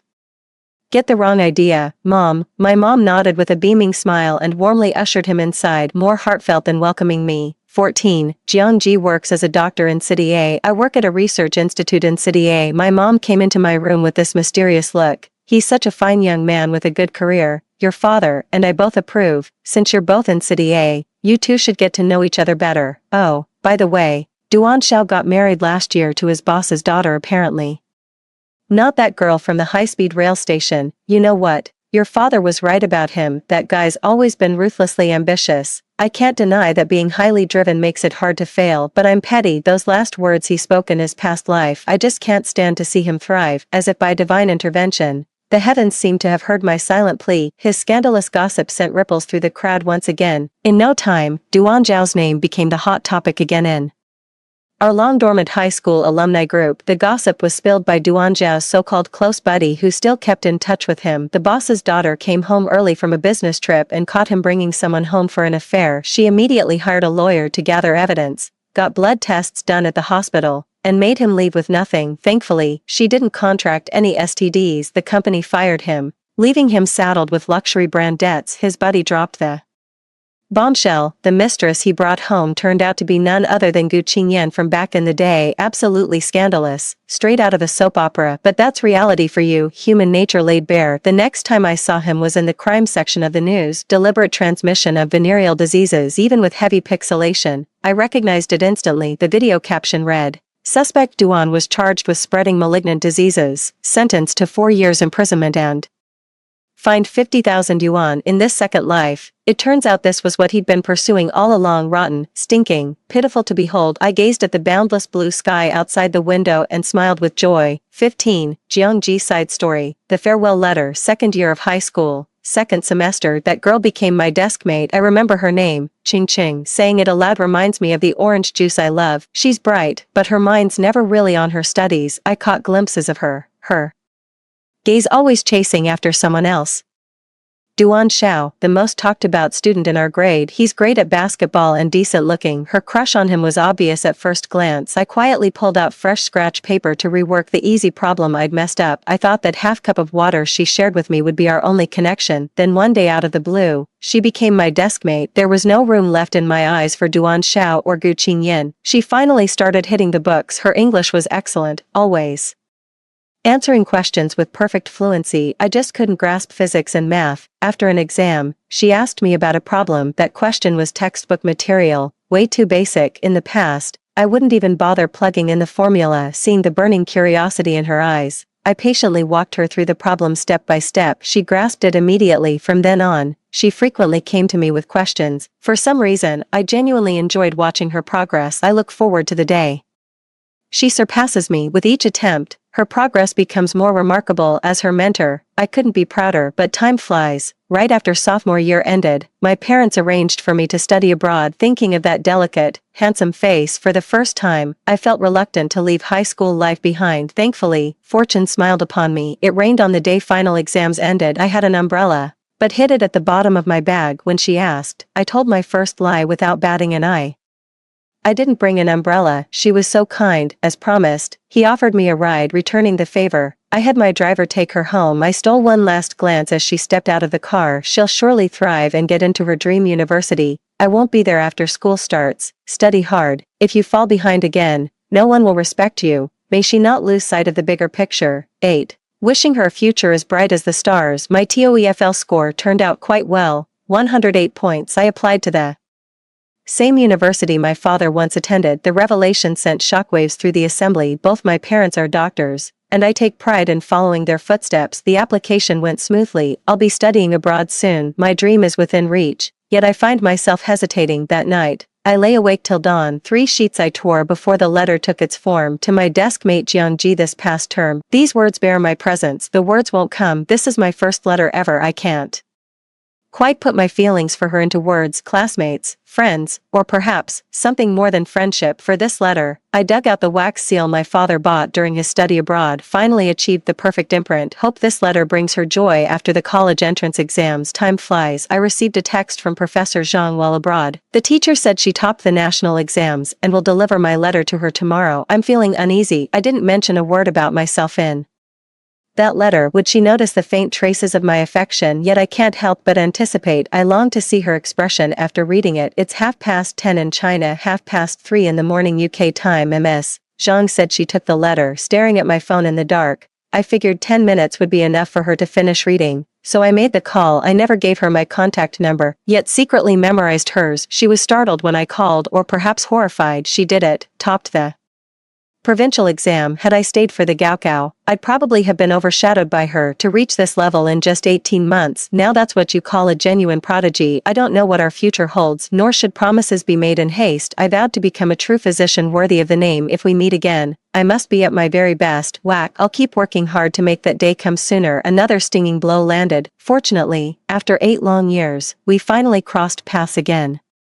Truth be told, I didn't just happen to pass by her place. I'd heard she was coming back today and deliberately waited nearby. I know it seems a bit calculated. More often than not, it's all about human effort. I want to fight for it. The night before the planned confession, I had a strange yet vivid dream. In the dream, she married someone else and had a daughter. We met again at the hospital, where I became the attending physician for her husband Duan Xiao. Time had flown by, and she no longer resembled the woman in my memories. She didn't recognize me. Through tears, she asked how much longer her husband had to live. In my dream, I gave the official response. A conservative estimate would be 2 weeks. Her tears fell harder. I slid the tissue box closer to her. No hardship lasts forever. Keep looking forward. Waking up from that dream. How absurd. How could I marry Duan Xiao, that doomed man? 9. Let me change all this. I ordered flowers and invited her to dinner. She chuckled at my Perfectly tailored suit, dressed to impress. Are we? Big occasions call for proper attire. She said yes, as expected of me. Nipped that nightmare in the bud. Story 2. After my sister died in childbirth, my fiancé took his own life while sorting through his belongings. I finally realized how deeply he had loved her. Those 10 years I spent by his side, from basement dwellings to luxury villas, paled in comparison to the smile he first gave my sister at 15. So when I returned to our school days, I averted my gaze from him this time. I'll let him have his way. 1. Madam, it's terrible. The master, he's taken his own life. Those words struck me like a thunderbolt. The white rose slipped from my hand. Sarya, this is no laughing matter. My whole body trembled as I warned the maid, but Sarya sobbed. It's true, madam. The master, he slit his wrists in the bathroom. What is it? My mind went blank with a deafening buzz. My legs gave way, and I collapsed to the ground, instinctively shielding my belly just before blacking out. Only one thought flashed through my mind: suicide. Shin-sun, how could he possibly kill himself? 2. I woke at dusk. The antiseptic smell hung heavy in the air. The ward hallway buzzed with commotion. A swarm of reporters jostled at the doorway. May I ask why Mr. Shin took his own life? Was it due to depression or other reasons? Rumors say Mr. and Mrs. Shin were deeply in love and perfectly matched, yet they never planned to have children after marriage. Was their affection just a facade? What exactly triggered his suicide? The voices outside the hospital room grew louder. The camera flashes were glaringly obvious against the glass. I clutched my head, trying to ease the throbbing pain. The reporters' questions grew increasingly pointed, trying to lure me out of the hospital room for a direct response. But I knew stepping out for an interview now would only make things worse. As the vice president of Shin Corporation, I must maintain control of the situation. I lost track of how much time had passed. The reporters abruptly fell silent. Their noise was replaced by a sharp female voice. Who let you in? Get out now. My heart sank. It was my mother-in-law. 3. She never liked me. She finds me too dull and boring, not as cheerful as my younger sister. The hospital room door swung open. An elderly woman in a black overcoat entered. Her eyes were bloodshot, her appearance weary from travel. She flung her bag aside and screamed at me. How could Sinner suddenly take her own life? Clutching the blanket, I shook my head. I don't know. I'm just as shocked. Mom, enough. She stepped forward and slapped me. You've no right to call me Mom. I kept my stinging cheek, staring at the ground. The old woman gasped for breath, her tear-streaked face turned upward toward the sky. How could this sudden suicide happen? She murmured. A sudden clap of thunder roared outside the window. Then came the downpour. When I came to, Grandma was already gone. I was left alone in the empty room and the tear-soaked corner of the quilt. For Shin-sun's funeral is scheduled in 2 days. On the same day as my sister's, I held 3 consecutive press conferences, fielding all sorts of tricky questions. I didn't get to see Shin-sun until the day before the funeral. He lay quietly in the center of the hall, surrounded by flowers. I stepped forward and placed a white rose in his hand. Then I sat beside him, gazing silently for what felt like an eternity. As I looked at the white rose resting in his arms, I felt utterly drained. Everyone keeps asking me why Shin-sun took his own life, but the truth is, I don't know either. He was exceptionally gifted and brilliant since childhood. Even growing up in poverty never slowed him down. I've been by his side since he was 15, from a damp, gloomy basement to a luxurious high-end villa. I watched him grow from a naive boy into a strategic corporate CEO. But why would he take his own life? Would you abandon me halfway and leave me alone? I don't understand. I slowly stood up, my right hand resting on my flat abdomen, murmuring, I haven't told you yet, I'm pregnant. 5. The funeral over, I returned home and stepped into the bedroom. The servants had already begun sorting through his belongings, from summer tees to winter coats and wool sweaters. Bit by bit, they disappeared from the room. According to tradition, all these must be burned, not a single trace left. I sat on the bed, watching them sort through things, zoning out, mind blank. It wasn't until the maid asked, Madam, shall we tidy up the master's study? I snapped out of my daze. The study was forbidden territory in our household. Shin-sun forbade anyone from entering, myself included. After a moment's hesitation, I rose to my feet. Let me handle the tidying up. I've stood by Shin-sun for 10 years, yet his heart remains an enigma to me. If his study holds the secrets of his soul, then I, as his wife for one last time, claim my right to uncover, to discover. Shin-sun, what kind of man are you truly? 6. The study requires an access code. I've tried numerous times. The date I first met Shin-sun, our wedding date, my birthday, his birthday. Only one chance remains until the end. The door lock will engage permanently after another incorrect attempt. I stood at the study door, my palms growing clammy with sweat. If none of this was real, then what could it be? I noticed my hands had begun to tremble. Suddenly, The memory of my 15th birthday flashed through my mind. Only a handful of people came to celebrate with me. Shin-sun, my younger sister, and me plus our usually quiet class monitor who got dragged along last minute. Midnight struck. The sky was pitch black as candles flickered to life in the 30 seconds of silence after the birthday song ended. I finished making my wish and quietly opened my eyes only to see Shin-sun and my younger sister locking eyes with each other. Then they exchanged a knowing smile in the candlelight. Shin-sun's gaze was exceptionally tender. I thought I had nearly forgotten this memory, but the vivid recollection, clear as yesterday, told me I'd remembered all along. Just don't want to face it. I let out a heavy sigh, my hand slowly reaching for the keypad. Please, just don't, I'm begging you. Shin-sun, don't treat our decade together as a joke. My fingers moved stiffly as I typed the numbers. Under my desperate gaze, the door swung open. 7. I stared blankly at the open door. Tears fell onto the floor. A self-deprecating smile tugged at my lips. 8. I stepped into the study. The study was pitch dark with the lights off. I flipped the switch, and the room instantly lit up. The high wattage bulb banished every shadow, leaving everything exposed before me in stark clarity. The study held no books, only rows of oil paintings lined the walls. I picked one up, its surface clearly inscribed, Suing, my younger sister. Every object in the room spoke of her. Even the walls were cherry blossom pink, delicate, yet beautiful. I stared at it all in despair, like a lost stray animal with no idea where to go or what to do. Hysterical, perhaps, but Shin-sun is already dead. Crushed, but Shin-sun is already dead. It suddenly hit me. Nothing I do makes any difference. Hating him or loving him makes no difference. 9. The study faces the rising sun. Now I understand why Shin-sun is never by my side when I wake each morning. At the far end of the room stands a desk and chair set. I walked slowly forward. Each step felt numb and agonizing. A notebook lay on the desk. Its pages were densely filled, chronicling everything since I was 15, his unspoken feelings for Suing, every word brimming with tenderness. I flipped through the pages, stopping at the very last one. It read, if one day you were to leave me behind, I'd rush to you through fire and flood. Not even life nor death could tear us apart. Boom. Thunder roars across the heavens. The rain poured down in torrents. So that's how it is. His suicide wasn't caused by depression. It was a love suicide. 10. I posted this anonymously online, hoping netizens could suggest solutions, but they ignored my cry for help. Instead, the comments were filled with OMG, what a tragic yet beautiful love story. This is like watching an angel fall from grace for love. Honestly, OP should have let them be together back then. What a waste of such a perfect couple. Second this. I scrolled through the screen, watching netizens cheer for this love story, sighing over their tragic ending. Then what about me? If only he'd loved Suing back then. Why didn't you push me away? If theirs is the greatest love story ever told, then what am I? I powered off my phone, opened the window, and flung it out, watching the phone shatter into pieces. I finally understood my place. I'm nothing at all. I'm just a clown. 11. The funeral begins. I watched as the pitch-black coffin slowly descended into the earth. Just as they were about to finish filling the grave, I suddenly opened my handbag and pulled out a letter. Then I lit the lighter and burned the envelope. The letter paper burned in midair, fluttering like a fiery butterfly.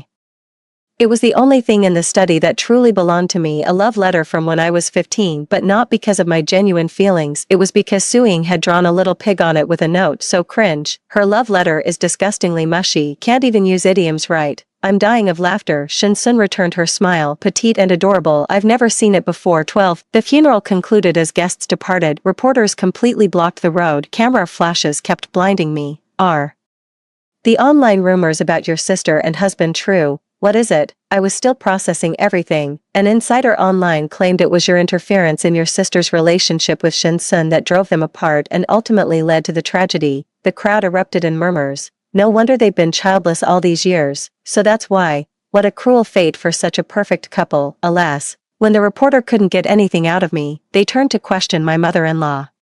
Instead, I shook my head slightly, looking at my mother-in-law, hoping she wouldn't say it. At home, I can be however I want, but at least save me some face in front of others. But my mother-in-law sighed and said, if only it hadn't been you who married Sinner back then. All these years of desperately clinging to this marriage crumbled to dust in an instant. I'd become nothing but a pathetic joke. 13. Under the relentless camera flashes, my humiliation kept magnifying, amplifying endlessly like a filthy sewer rat. Those 30 seconds fleeing from the crowd to the car, I regretted everything. How I wish I could rewind to 15, to remain strangers with Shin-sun. I refused to wait for him to grow up any longer. Boom. The Bentley collided with another car in the rain-lashed night. The windshield shattered into pieces, razor-sharp glass slicing into my skin. In those final moments, I saw a blinding white light drawing me toward it. 14. Suning, stand up and answer this question. A sharp noise shattered the silence. I tried moving my hand, my arm had gone completely numb. What? School day muscle memory made me instinctively stand up to answer. The class erupted in laughter. Ha ha ha. Suning, still half asleep are you? Quiet, quiet. The teacher rapped the chalkboard and pointed at the problem. You answer this one, get it wrong, and you'll be standing for the rest of the class. I stared at the dense cluster of equations, had no clue how to respond. Someone in front stifled a snicker. It's my sister, and seated beside her was none other than Shin-sun in our past life, the man who died with her, my husband. I saw her flash an innocent smile and say to Shin-sun in a perfectly audible voice, how could she be so dense? Shin-sun propped his chin on his hand, gazing at her with undisguised adoration, then he curled his lips slightly and drawled, yeah, I couldn't breathe. At 26, I once asked Shin-sun if he still loved Suing. If he did, I'd step aside and let them be together. Shin-sun lit a cigarette, took a drag, and said flatly, let us be together. What exactly would that achieve? Su Ying's already married. Suning, if I truly loved her, I should have crashed that wedding. I was beaming with joy, like a child who'd finally gotten their candy. Only now do I understand it was all a lie. Marrying me was just for Su Ying's sake. He doesn't love me. When the teacher saw I couldn't answer, she pointed to my younger sister sitting in front. Suing, please answer. For your sister. Suing stood up and said gracefully, this problem can be solved using Newton's second law. The answer is 16n. The teacher adjusted his glasses and said approvingly, well done, very well done. Then he glanced at me and sighed, you're like night and day compared to your sister. Take your seat, Suning, go stand at the back of the classroom. Head bowed, I walked toward the back of the room with my textbook in hand. The entire way, I heard constant snickering. They're supposed to be sisters, but the difference is night and day. I'm tempted to suggest Suing's parents get a paternity test done. If you can't even answer questions like these, you don't belong in the honors class. You're just dragging our average down. I walked past quickly, flustered and embarrassed. 15. After class, I was called into the teacher's office. The teacher pointed at my recent mock exam results and frowned. This won't do. Suning, you need to catch up to your sister's level. She produced another ranking list. Suing and Shin-sun were placed side by side, one ranked second, the other third. While I was stuck at the very bottom, I kept my head down and muttered a half-hearted "Hum. How about this? I'll find you a tutor to help you out," the teacher said while scrolling through the ranking list. As I watched blankly, in my past life, my tutor was this perpetually annoyed guy. This time around, probably no different. As I was spacing out, the teacher's finger hovered over the top-ranked student. Let's go with this one, Jiangxian, your back row classmate, she said. I looked up at her with utter disbelief. Jiangxian. The sweltering summer breeze swept into the office. Impossible to ignore Jiangxian. I stood there dumbstruck. Wasn't he Su Ying's schoolyard crush from back in the day? 16. Jiangxian was our class monitor, an undisputed golden boy blessed by the heavens. Back then, Su Ying threatened to take her own life just to marry Jiangxian, begging her parents to arrange the marriage, but the Jiang family's wealth and status made our modest lineage beneath their notice. The rejection was inevitable. In the end, Suing relented and married the heir of a conglomerate instead. After attending my wedding with Shin-sun, Jiangxian went abroad for further studies. We never heard from him again. 17. I returned to the classroom. Sitting at my desk, I stared at the workbook lying before me. It was covered in formulas I no longer recognized. Memories of my past life came flooding back. I abandoned my studies chasing after Shin-sun. Even after pulling strings to get into a prestigious high school, I still ended up at a vocational college. My parents were utterly disappointed in me and completely cut me off after I turned 18. Someone asked them, if you could pull strings to get me into a top provincial high school, why not do the same for college entrance exams? Even studying abroad would be better than some vocational college. They just chuckled and said, raising a child is like making an investment. Why would we waste more resources on Suning? She'll never measure up to Ying. Once you're an adult, if you die out there recklessly, it's none of our business anymore. I gazed out the window, let out a heavy sigh. This lifetime I don't want to have any more regrets. I want a better future, a future of freedom. 18. Jiangxian recently took some time off. None of my classmates would help me with the problems. They'd say dismissively, even if I explain, you won't get it. Waste of time, left with no choice. I buried myself in memorizing physics formulas at my desk. A passing classmate glanced at me and sneered, trying to make a comeback right before exams. Where was this effort earlier? The student beside her tugged at her sleeve, after looking at Suing and Shinsun working on math problems ahead, then back at me. They said, she must be busy chasing after someone who's completely ignoring her. Hilarious. I tried to focus my attention on the equations, then I felt someone's gaze and looked up.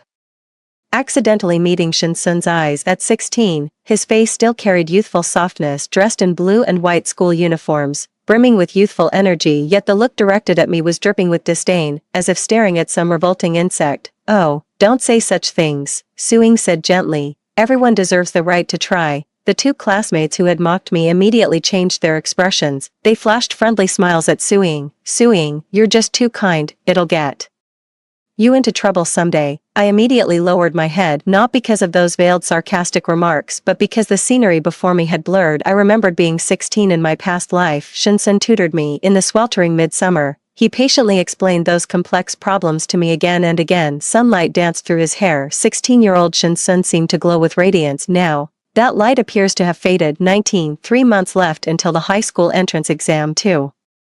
Weeks to go before the second mock exam. I'm struggling to catch up on missed lessons, complex physics formulas, mind-boggling math problems, endless chemical reactions to memorize, mountains of essay materials, classical poems, and ancient texts. Everything felt like terrifying roadblocks standing between me and success, yet I couldn't seem to avoid them. Just when I was at my wit's end, Jiangxian returned. He first looked down at me condescendingly, then gently pulled out the test paper I was working on. The red crosses on it were particularly glaring, yet he showed no trace of disdain. There's an easier way. He tapped the paper, casually picked up my red pen, and effortlessly wrote out 3 different solutions. Just plug the numbers into the formula, no need to overcomplicate it. He glanced up at me. Got it. I stared blankly back at him. Jiangxian wore glasses. The sapphire stud in his left ear glinted brilliantly in the sunlight. Her lashes fluttered like a trembling butterfly's wings. I still don't understand, I admitted sheepishly. Jiangxian lowered his gaze and said, fine, I'll explain it again. Suing, sitting in front, suddenly turned around, smiling at him. She said, Jiangxian, I'm stuck on a problem too. Could you walk me through it? Jiangxian adjusted his glasses and said slowly, sorry, I'm busy. Suing smiled, her expression sweet and innocent. Then I'll wait until you're free to tell me.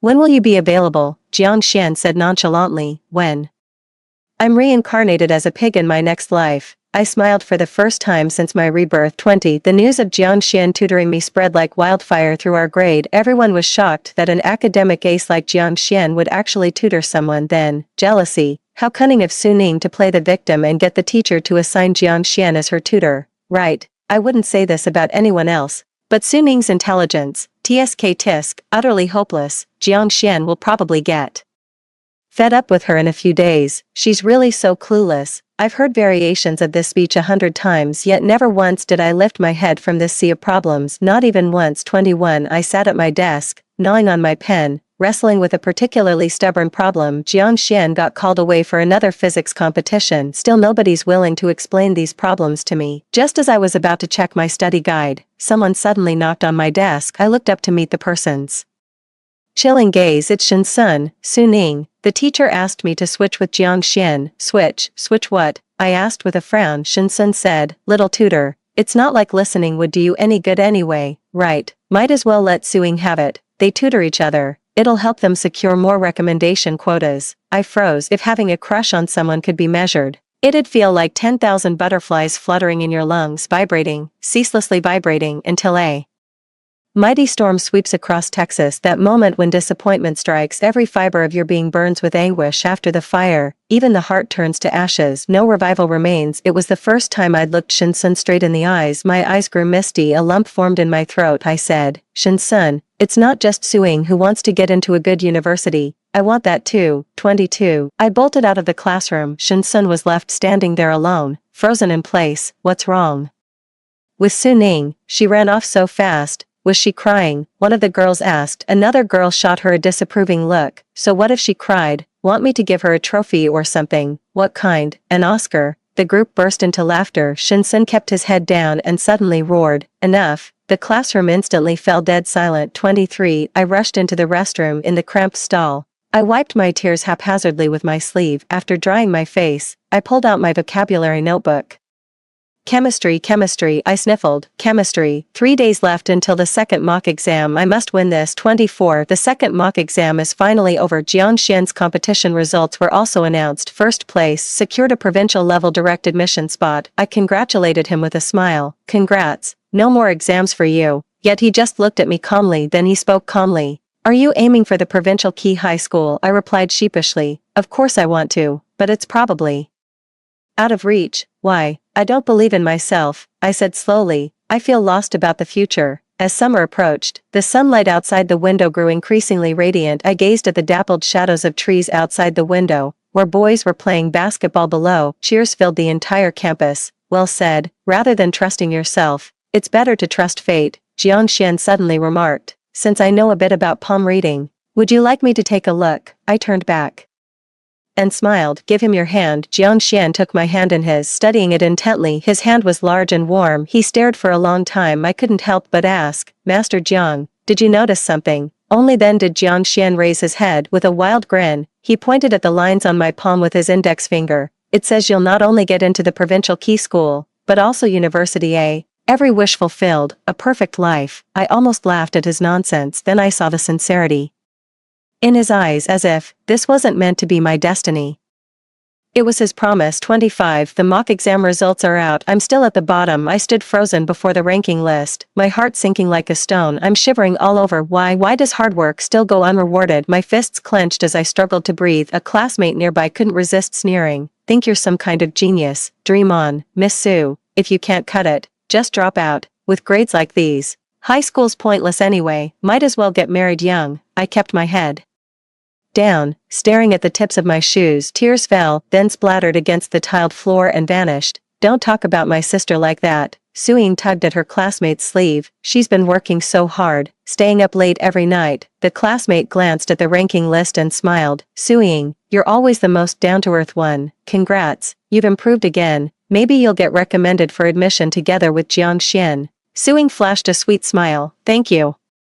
Before leaving, the classmate added, honestly, you and Jiang Xian make such a perfect match, just like the main couple in a campus romance novel. Suing didn't argue back. Instead, she blushed even more shyly. Their classmates immediately started teasing them. I slowly stepped out of the classroom like a filthy rat spotted by its owner. It fled in panic. 26. I retreated into the restroom again. Once again, I brought my vocabulary notebook with me. Tears kept welling up in my eyes and falling onto the notebook. The letters gradually blurred into smudges. I finally broke down, curling up and sobbing. After crying, I washed my face. Then I returned to the classroom only to bump into Jiang Xian at the corner. He was panting heavily, his face flushed, glasses removed, hair still slightly disheveled. He said, Suning, congratulations. I froze. What is it? There was a system error. 3 subjects weren't added to your total. He tilted his head, smiling at me. So congratulations, you're actually 10th. My eyes widened in surprise. 27. So Jiang Xian kept disappearing after class to confront the teacher. He believed in me. Believe me, my efforts are far from empty threats. Even the tiniest bit of progress is more than enough. Yet the teacher simply wouldn't believe it. It wasn't until he contacted the Jiang family that the matter was resolved, finally revealing the truth to me. I was sobbing uncontrollably. Thank you, I said. Really, thank you. 28. I'll work even harder. I want good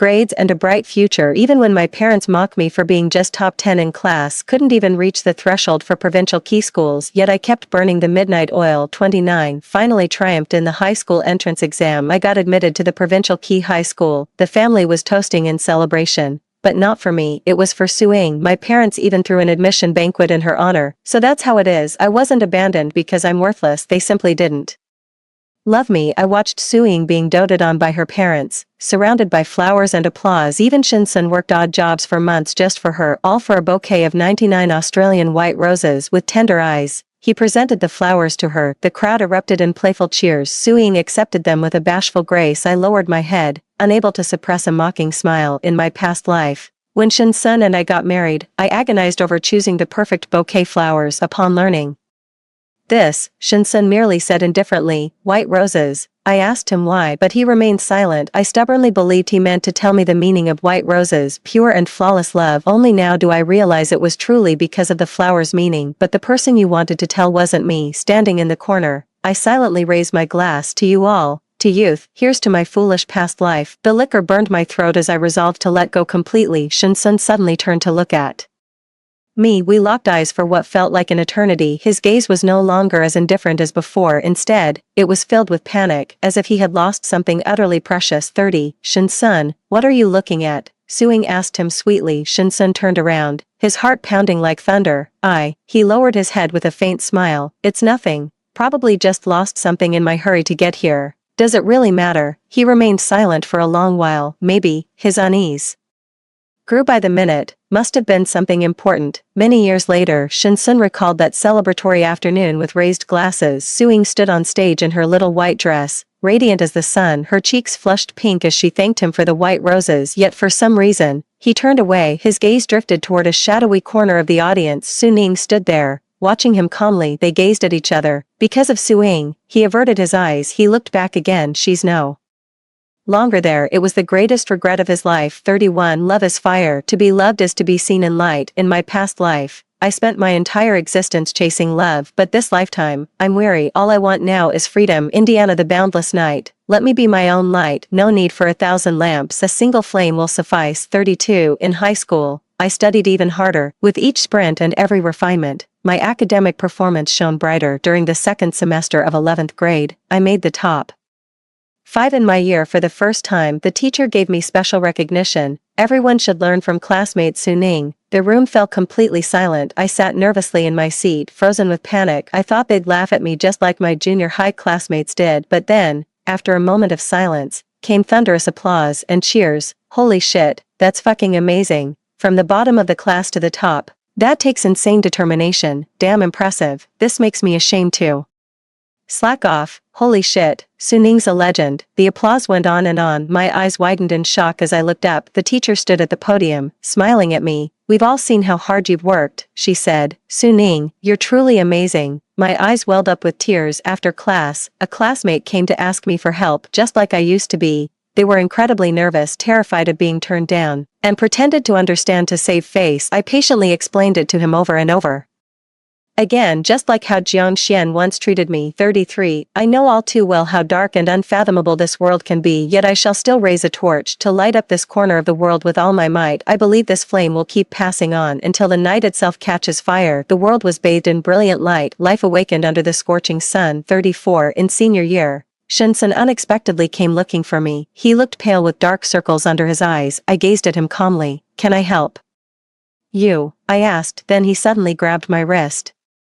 Ning, his voice quivered. You did have feelings for me, didn't you? I frowned and took several steps backward. Ning, that nickname, only Shinsun from my past life ever called me that, but only between the sheets. I'm utterly disgusted, wrenched my hand free from his grasp. Don't call me that, I said. It makes me sick. His hand hung in midair, then it slowly dropped. I turned to leave immediately. Shinsun said to me with reddened eyes, could you give me one more chance? I stopped in my tracks, looked back at him in the dim alley. Shinsun called my name hoarsely from the darkness. Please, give me one more chance. Love me one more time. Like a caged beast, I knew he had been reborn too. 35. I never asked why he chose to die for love in our past life. Why did you marry me when you never loved me? Why did you abandon me? So many whys left unanswered. Those 10 years I loved him were shrouded in mist, so much that all I could do was sigh. But in the end, I asked nothing, simply looking at him with quiet acceptance. I said, Shinsun, I won't love you anymore. Never again. Shinsun's gaze shattered. Those beautiful peach blossom eyes finally lost their spark, never to regain their youthful glow. Boom. Thunder rumbled across the heavens. The rain began to fall. I pulled an umbrella from my bag, opened it, and strode out of the alley without looking back. Chilly raindrops drummed against the umbrella. Tick-tock, it's pouring. Suddenly, I remembered that day in my past life when I was sorting through Shinsun's belongings. The rain was just as heavy then. The pitch-black rainy night stretched endlessly, leaving my nostrils and lungs perpetually damp. But in this lifetime I took a deep breath and smiled. There will never be another rainy night like that in my life. Goodbye, Shinsun, you were my sunshine, but now, I'll be my own light. 36. I thought that was the last time I'd ever see Shinsun until the next morning, when I found breakfast tucked inside my desk. There are still a few imported chocolate bars left. My classmates told me with a laugh, Suning, you lucky dog. Fancy getting noticed by the campus heartthrob Shindaji. I frowned, flipped the breakfast straight into the trash can. I'll go, a male classmate exclaimed. What a waste. Suning, You could have shared it with us if you didn't want it. I stared at the breakfast in the trash bin, asked him, should I go pick it back up? The male classmate's lips twitched. Never mind, that's no different from a dog. I just smiled. Word about me throwing away Shinsun's breakfast spread across campus like wildfire in the monotonous grind of high school life. Juicy gossip like this was irresistible, but it was different from when Jiang Xian used to explain problems to me. This time, no one scolded me like some passing joke. The whole matter was just brushed aside. During this time, Suing came to see me. Her eyes were red-rimmed. Looking utterly pitiful, she confronted me. Why did you throw away Shinsun's breakfast? Do you have any idea how much you've hurt him? Flipping through my physics notes, I replied indifferently, no idea, and don't want to know. You. Suing slammed the table as she stood up. She pointed at my face, about to say more when my classmate beside me cut her off. My classmate said flatly, Suing, that breakfast was Shinsun's gift to Suning. It's her call what to do with it. The person involved isn't even upset. Why are you getting worked up? Suing was left speechless. She glared at me furiously, then, with a cold laugh, she said, you'll never measure up to me. The student who came to ask questions adjusted his glasses and asked in confusion, measure what? Specific heat capacity. Suing, glancing at his watch again, he said, are you done with your questions, kid? If so, hurry back to your own class and stop hogging the seat. The classroom erupted in laughter. Suing stormed off in anger. 37. Shinsun kept bringing me breakfast with undiminished enthusiasm until the second month Jiang Xian returned. He glanced at the breakfast on my desk with a complicated look in his eyes. Since then, breakfast never appeared on my desk again. The second week without breakfast, Shinsun cornered me again. What exactly is your relationship with Jiang Xian? He asked. I shot him a glance. You've no right to question me, I said. Anguish flickered across Shinsun's face. Just as I turned to leave, he grabbed the hem of my shirt. Don't do this to me, he pleaded. His voice trembled, fragile as glass, like a stray dog, yet I felt no pity. I pried his hand off mercilessly. Shinsun, I said, we're practically strangers now. You've crossed the line. He looked up at me with utter disbelief. You promised to love me forever. His voice cracked. In our past life, you said I do before the officiant. I replied coldly, so what? Shinsun, you too once said I do. We made vows before God, prayed for blessings at the marriage altar, and you swore you'd love only me. But, I smiled bitterly, you still chose to die with Suing, didn't you? Shinsun froze. I walked toward the exit. Let's not meet again. Yet there at the exit stood Jiang Xian. He lounged in the Maybach, lazily resting one arm on the car window. A slender hand with faint blue veins held a thin cigarette. I froze. The footsteps gradually slowed. Get in, Jiang Xian said. I quickly snapped out of it, opened the car door, and got in. Shinsun immediately gave chase. He banged on the already raised window and demanded, what exactly is your relationship? Jiang Xian cracked the car window open slightly. His eyes burned with icy hostility. None of your business. Watching Shinsun still pestering him relentlessly outside the car, I've made a decision. I leaned into Jiang Xian and planted a staged kiss on him right in front of Shinsun. 38. The clouds parted as sunlight spilled across the land. Shinsun kept pounding on the car window, trying to stop us. Jiang Xian gripped my chin instead,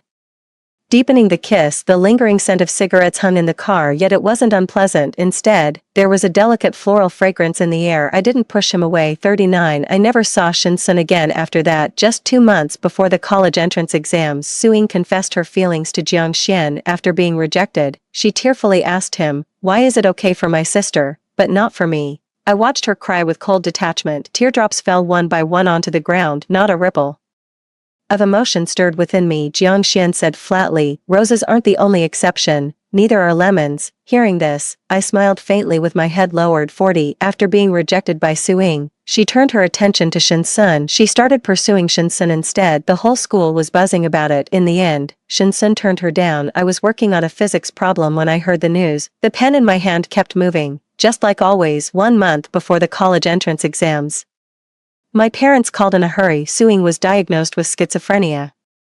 She was acting hysterically, accusing everyone. Why don't you love me anymore? Was all that kindness in my past life just a lie? Mom was sobbing uncontrollably on the other end of the line. She's your little sister. Just humor her. Her sobs were wrenching, yet left me numb. Humor her how? What exactly am I supposed to do? I asked. The sweltering summer approached. The sunset outside the dorm was breathtakingly radiant. I lowered my gaze and said quietly, treating love as life's sole purpose only binds you in self-made chains. Hanging up the phone, I return to my studies. A gentle breeze drifts in, it scatters the pages on my desk. I write the final character, cap my pen, and look up. Suddenly I remember, in my past life, I pursued love with this same relentless devotion. Never having been loved makes the longing unbearable, so much so that I lost myself. Learning Shin-sun had secretly loved Suing for 10 years shattered me. I can't help but feel sorry for Suing. We fell into the world's thorny snare, mistaking those obsessions for love. We're all cowards shackled by love. 41 June 8, 5 in the afternoon. I closed my pen and took a deep breath. The bell rang. The gaokao is finally over. 10 minutes later, examinees came sprinting out the school gates. The golden sunlight was just right that day. With a gentle breeze in the air, we dashed toward the sunlight, running for our glorious escape. 42. At the school gate, Jiang Xian stood holding a bouquet of flowers. Sunlight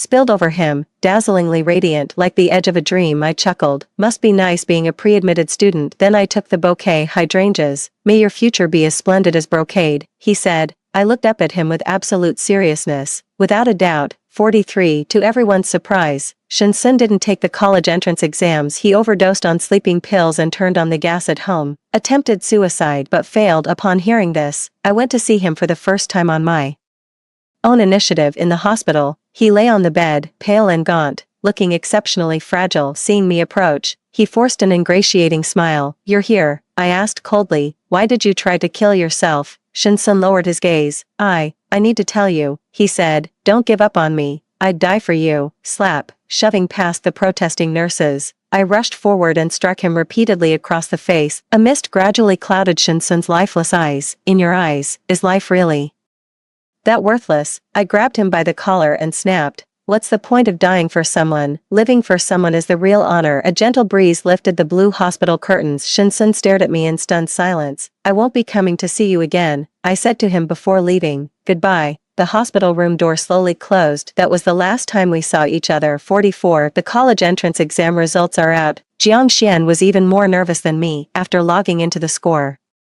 inquiry page, he clasped his hands and bowed to the computer. I chuckled. Since when did you become so superstitious? Jiang Xian said. I've always been superstitious. Come to think of it, that's true. I remember back in middle school, he even read my palm. Time's up. Jiang Xian held my hand solemnly, as if performing some kind of ritual. I asked what he was up to. His eyes crinkled with laughter. Transferring my good luck to you. What if I want all your good fortune? Of course it's for you too. I laughed too. My heart felt like soft cotton. Finally, we clicked the search button together. Jiang Xian looked at the scores and said, Suning, you're truly amazing. My eyes gradually welled up with tears. I said, of course I'm amazing. Then added, Jiang Xian, what is it? Jiang Xian gave a quiet in response. 45. Many years later, I've gained friends closer than family. An elderly lady even took me in as her granddaughter. I started sponsoring underprivileged girls' education.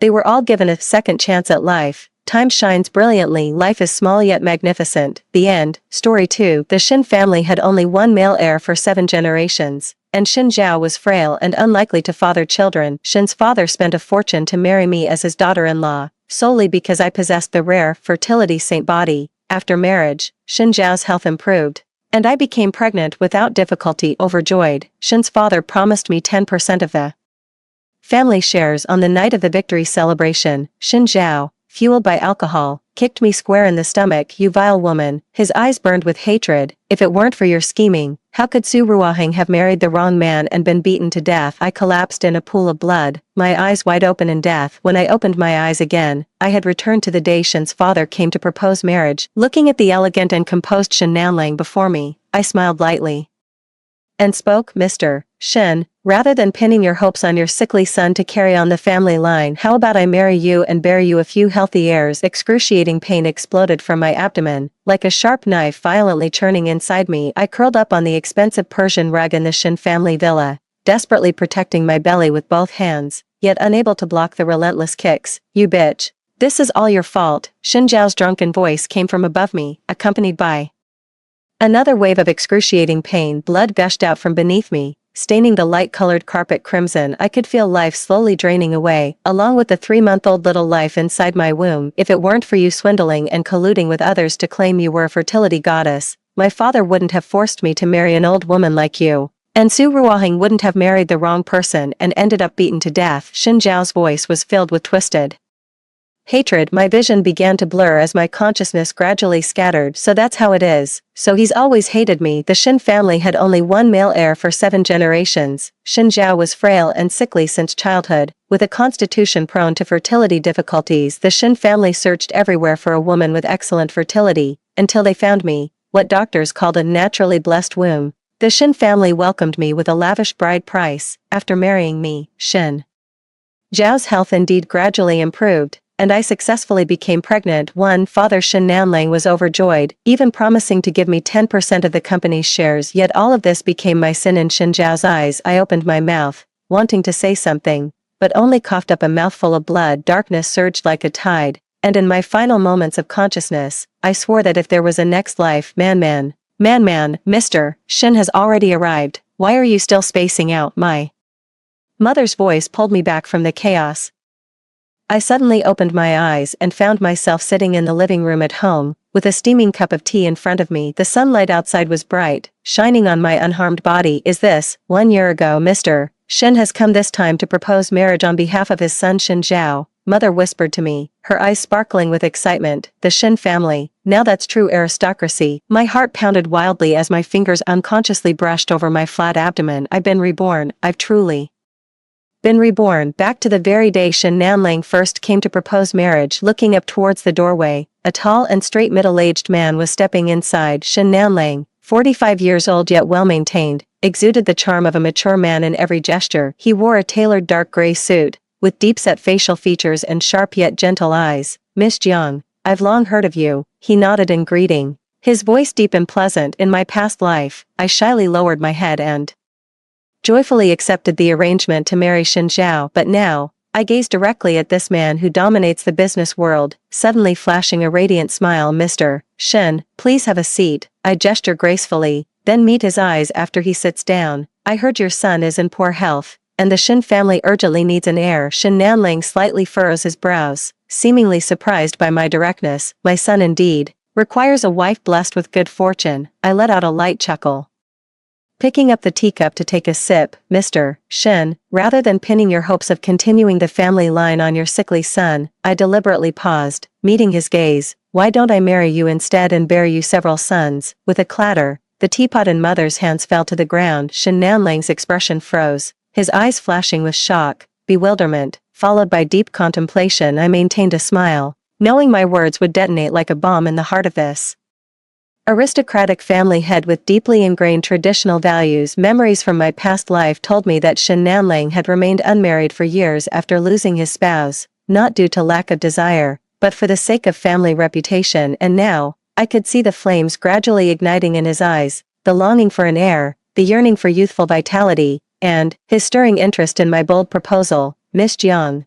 are you serious about this? His voice carried a hint of hoarseness. I'm 28 years old and in excellent health. The doctor said I have a rare fertility-friendly constitution. I stated frankly, rather than marrying a sickly man who might be completely infertile, I'd rather become your wife directly and bear you healthy heirs. Shen Nanlang's eyes lit up as he scrutinized me carefully, as if appraising a precious collectible. I knew victory was within my grasp. In my past life, the doctor said my constitution not only makes conception easy but also nourishes my partner better than any tonic. For Shen Nanlang, who yearns for heirs and whose health is declining, this was an irresistible temptation. Dad, what are you doing? An angry voice came from the doorway. I turned to see Shen Zhao standing at the door, pale-faced with disbelief in his eyes. He looked even frilier than remembered, as if a gust of wind could knock him over. How could my past self have thought such a man was worth entrusting my life to? She's my fiancé, Shen Zhao burst in, but a single glance from Shen Nanlang pinned him in place. From today onward, she is your mother. Shen Nanlang's voice brooked no argument. Miss Jiang is right. The Shen family needs healthy heirs. Watching Shen Zhao's contorted expression, a surge of satisfaction welled up in my heart. The game has only just begun. Shen Zhao, the pain you inflicted on me in our past life, I'll return it 100-fold in this one. That very afternoon,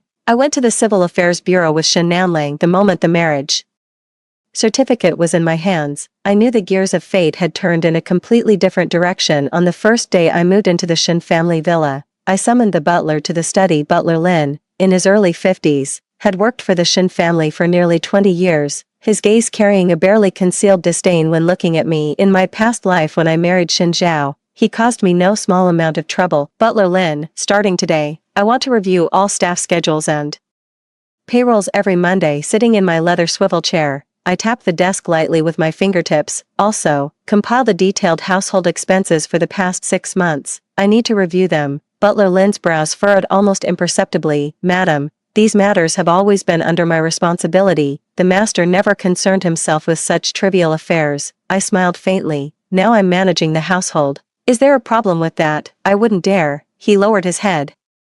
But I saw the corner of his mouth twitch. By the way, I added as he turned away, change the master bedroom sheets to silk. Mr. Shin prefers them. Steward Lin's back stiffened slightly as he bowed in acknowledgement. I knew this news would spread through the Shin household like wildfire. The new mistress not only held authority but had already shared the master's bed. After the butler left, I surveyed the study. In my past life, I was rarely allowed to enter here, but now it has become my center of power. I turned on the computer and pulled up the Shin family's household management system. The password hadn't changed. It was still Shin Zhao's birthday, just like in my past life. Despite Shin Nanling's stern exterior, he truly doted on his only son. The data on the screen made me raise my eyebrows. Just 1 month's flour expenses alone amounted to 50,000, not to mention those premium wines and ingredients. In my past life, I thought the Shin family was simply this extravagant, but now I realized someone was lining their own pockets. I was just recording the suspicious accounts when the door suddenly swung open. Shin Zhao stood at the door, his face dark and gloomy. What do you want? I didn't look up, continuing to stare at the screen. Did you think marrying my father would give you free rein in the Shin family? His voice was low, laced with threat. Only then did I raise my eyes to look at him. Shin Zhao, knocking is the most basic courtesy. Also, you should call me mom, or at least auntie. His face instantly turned ashen as he strode to the desk, slamming both hands on the surface. Stop dreaming, you're just a purchased breeding machine. I met his gaze calmly. Then what are you? A worthless man who can't even reproduce. Shin Zhao's pupils constricted violently, his right hand raised to strike. I didn't flinch, merely raising my voice. Mr. Shin, your son is about to hit your wife. Shin Zhao's hand froze midair as he turned to look at the doorway. Shin Nanling stood there at some unknown moment, his face terrifyingly dark. Get out, he said to Shin Zhao, his voice as cold as ice. Shin Zhao withdrew his hand and said through gritted teeth, Dad, she's investigating our family accounts. She must have ulterior motives. I ordered the investigation. Shin Nanling walked in and stood beside me. Your mother is currently in charge of household affairs. Any problems, mother? Shin Zhao laughed shrilly. She's only 3 years older than me. Shin Nanling's gaze turned sharp. Age isn't the issue. She's my lawfully wedded wife, which makes her your mother. If I hear any more disrespect from you, I'll freeze your credit cards. Shin Zhao opened his mouth but ultimately said nothing, slamming the door as he left. Don't mind him. Shin Nanling turned to me. He's been spoiled. I smiled. It's alright, I'll be a good stepmother, especially when this good stepmother can push him into the fire, I added silently. Shin Nanling nodded in satisfaction, then asked, any findings from the account? Check, I've identified several anomalies. Here, and here. The expenditures are significantly higher than market prices. Also, I pointed at the screen, there were 3 large purchases last month, but the household inventory records don't match. Shin Nanling's gaze turned cold. Steward Lin, don't alert the enemy yet, I said softly. I'll continue investigating to obtain solid evidence. He gave me an appreciative look. You're more capable than I imagined. Just doing my duty, I said modestly, then changed the subject. By the way, I've looked into the Su family's background. Su Ruoheng is 24 this year, just returned from studying in England, comes from a clean family background, and the marriage alliance with Su Group would also benefit the Shin family. Shin Nanling said thoughtfully, you're really quite concerned about Shin Zhao's marriage. Of course, I smiled virtuously, although he doesn't acknowledge me as his mother. I've always treated him as my son. Shin Nanling mutely grasped my hand. It's rare to find such kindness in your heart. I'll contact the Su family to arrange a meeting. Watching his retreating figure, a cold smirk curled at the corner of my lips. In our past life, Su Ruoheng was the white moonlight in Shin Zhao's heart, but this young mistress was spoiled and willful, looking down most on weak and incapable men. Marrying such a woman to Shin Zhao would be more satisfying than any revenge. At dinner time, I changed into a dark green cheongsam, pinned up my hair, and wore the jade earrings Shen Nanling gave me. The reflection in the mirror showed an elegant and dignified woman, every bit the matriarch of a wealthy family. In the dining room, several close relatives of the Shen family had already taken their seats. Shen Zhao sat in the lower seat, a flicker of disgust flashing through his eyes when he saw me. I pretended not to notice and walked straight to the seat beside Shen Nanling, the position that only Shen Zhao's mother could occupy.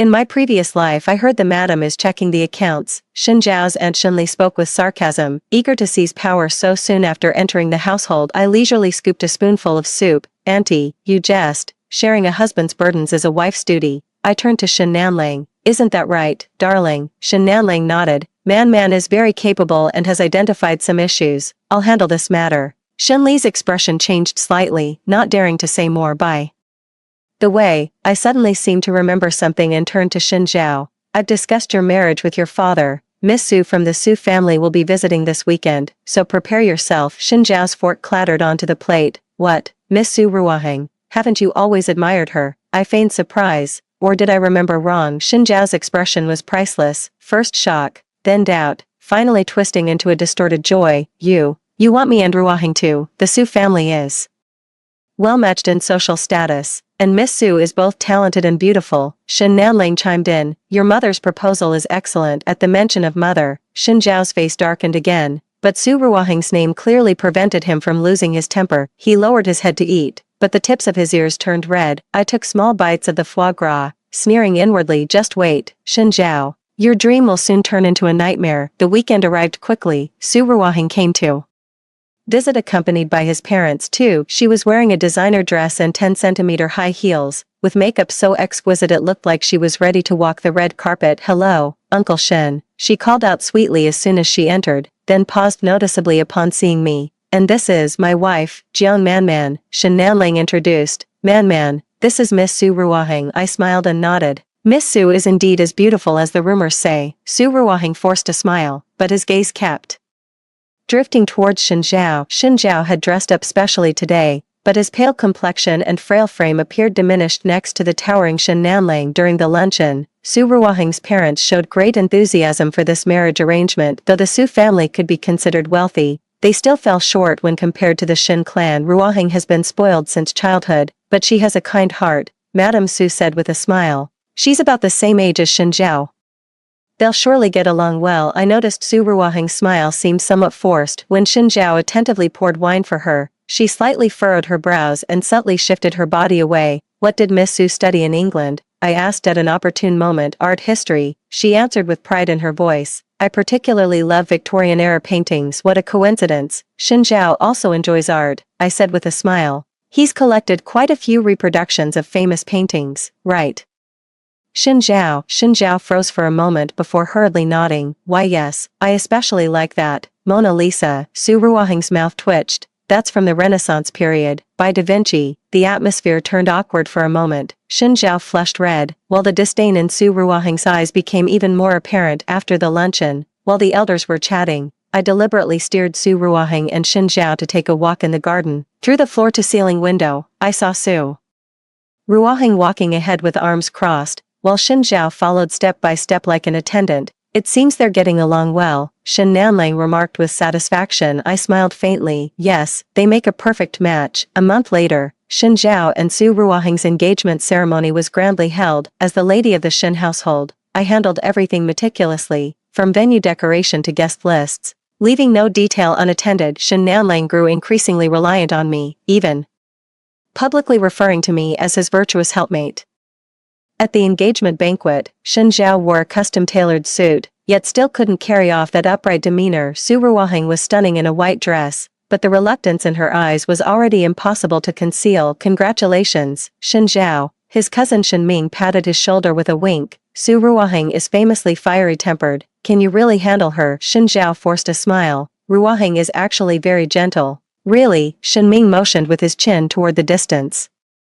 Then why has she been chatting so happily with that model all this time? Following his gaze, I saw Su Ruohang laughing and chatting animatedly with a tall, handsome young man, occasionally placing her hand on his arm. Shen Zhao's expression instantly darkened. I'm going to check it out. he said through gritted teeth. I quietly followed, hiding behind a pillar to observe. Shin Zhao walked over to Su Ruohang's side and whispered something. Su Ruohang frowned. What's wrong with me chatting with friends? Is it any of your business? But today is our engagement day. Shin Zhao's voice carried a pleading tone. So what? Su Ruohang sneered. Should I kneel down and thank you for your great favor? She deliberately raised her voice. If it weren't for my father forcing me, who would want to marry a sickly weakling like you? Shin Zhao stood frozen in place as if struck by lightning. Su Ruohang walked off arm in arm with that model, leaving without a second glance. I appeared at just the right moment, pretending to have just passed by. Shin Zhao, what's wrong? You look so pale. He suddenly turned to me, his eyes filled with resentment. Are you satisfied now? Is this the wonderful marriage you found for me? I put on an innocent face. What's wrong? Doesn't Miss Su like you very much? Like, Shin Zhao sneered. She looks down on me completely. It's all your fault. You did this on purpose. Shin Zhao. Shin Nanling's voice came from behind. Mind your manners. Shin Zhao closed his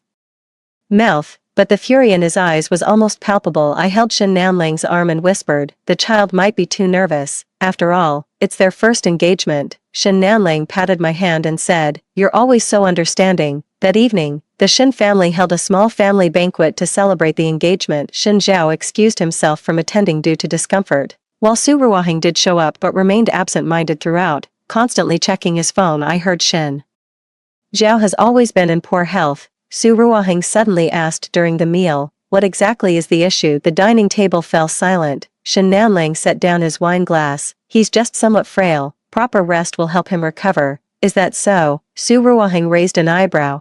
Then why did my friend say he has long-term medical records at Renhe Hospital, and that she suddenly stopped, as if realizing she'd said too much. Shin Nanling's gaze turned sharp. Who is this friend of yours? Su Ruohang flustered. Just a friend who studies medicine. I mediated at the right moment. Miss Su is just concerned about Shin Zhao. Here, try this lobster, flown in fresh from Australia this morning. After the dinner, Shin Nanling summoned me to the study. Su Ruohang isn't simple. She's investigating Shin Zhao. It's normal for young people to get to know each other before marriage. I poured him a cup of tea. Shin Nanling shook his head. It's not that simple. I suspect she has ulterior motives. He pondered for a moment. But what's done is done. The engagement can't be cancelled. The Shin family can't afford to lose face. I secretly rejoiced in my heart. This is exactly what I wanted. A marriage full of suspicion and resentment. By the way, Shin Nanling suddenly changed the subject. How have you been feeling lately? Any particular reactions? I knew what he was asking. Since getting married, we've hardly taken any contraceptive measures. In my past life, I became pregnant within 3 months of marrying Shin Zhao. This lifetime should be similar. No signs yet. I touched my flat abdomen, but the doctor said my constitution makes conception easy. It shouldn't take long. A glimmer of anticipation flashed in Shin Nanling's eyes. Just name any nourishing supplements you need. I'll have them prepared. You're so good to me. I leaned against his shoulder, concealing the coldness in my eyes. The next morning, I deliberately ran into Shin Zhao. When he woke up, he had dark circles under his eyes, clearly having stayed up all night. Shin Zhao, why didn't you come for dinner last night? I asked with concern. Are you feeling unwell? He looked at me coldly. Stop pretending. I know you orchestrated all this. I blinked. Design what? Ruhing never wanted to marry me. He growled in a low voice. You knew all along, didn't you? I sighed. Shin Zhao, marriage is a matter of parental orders and matchmakers' words. Miss Su might need time to adjust, but feelings can develop. I deliberately paused. Or perhaps, you wish to follow your father's example and marry a wife 17 years your junior. Shin Zhao's face turned livid. His fists clenched audibly. One day, I'll make you regret this. Jiang Man, mind your tone, son. I smiled. Don't forget, I'm your mother now. Watching his furious retreating figure, my mood soared. This is just the beginning. Shin Zhao, every ounce of pain you inflicted on me in our past life, I'll return to you bit by bit.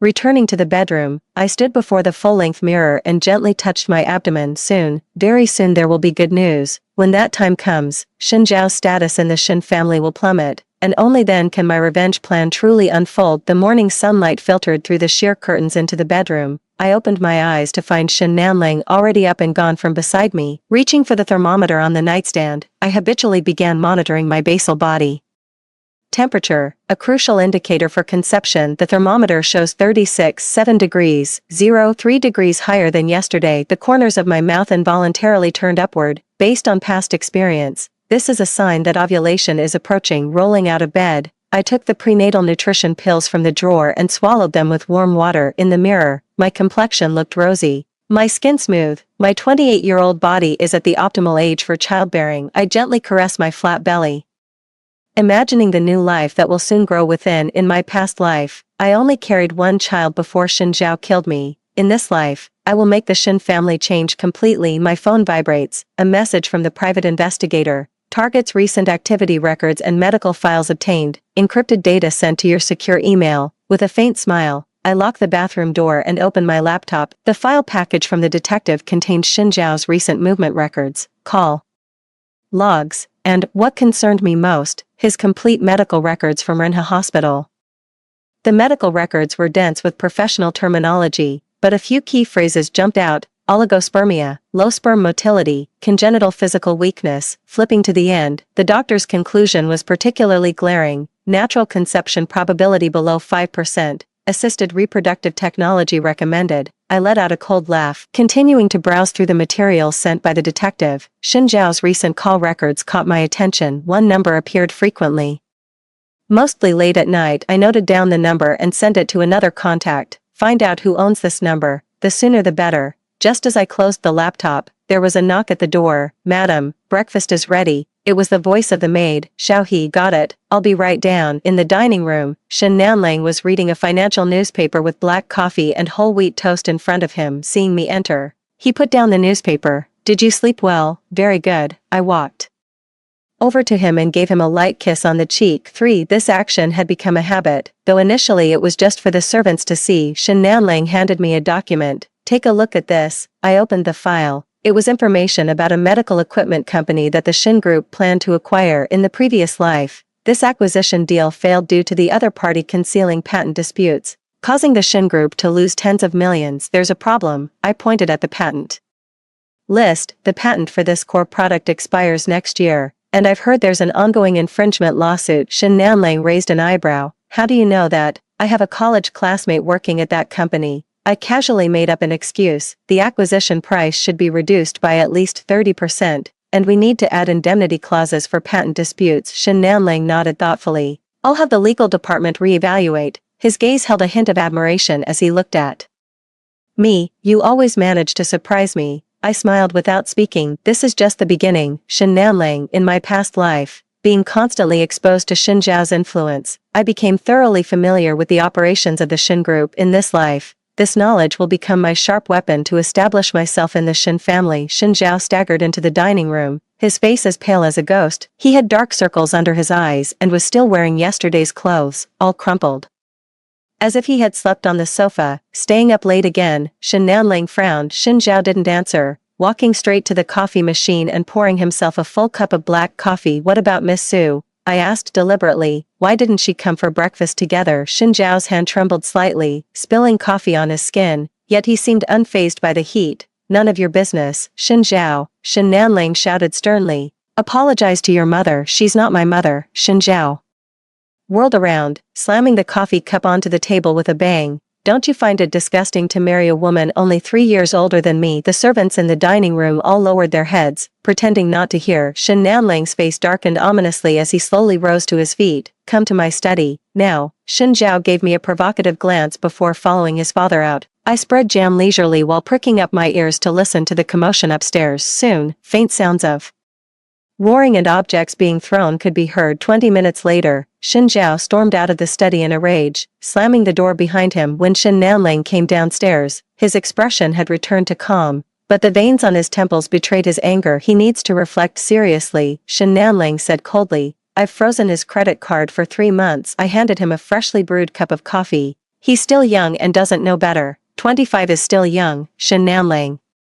shook his head. He's been spoiled by his mother. I didn't respond. In Shin Zhao's previous life, his mother passed away early, and Shin Nanlang never remarried, spoiling his only son rotten until my appearance disrupted this balance. By the way, Shin Nanlang changed the subject. There's a charity banquet tonight. Will you accompany me? The honor is mine. I smiled. In my past life, I was never brought to such occasions. Shin Zhao always attended alone, using my humble origins and lack of Etiquette as an excuse. In the afternoon, while I was selecting an evening gown in the dressing room, my phone rang. It was the reply about the number. Check. The number belongs to Lin Jifeng, vice president of Shin Group, who has a close relationship with the target, Lin Jifeng. I narrowed my eyes. Shin Zhao's trusted aide in my past life, who later became his accomplice in harming me. I never realized their collusion started this early. In the evening, I wore a burgundy mermaid gown and put on the diamond necklace Shen Nanling gave me. The reflection in the mirror dazzles with radiance, completely concealing my once ordinary origins. Beautiful. Shen Nanling stood at the doorway, his eyes flashing with admiration. I held his arm as we descended the stairs,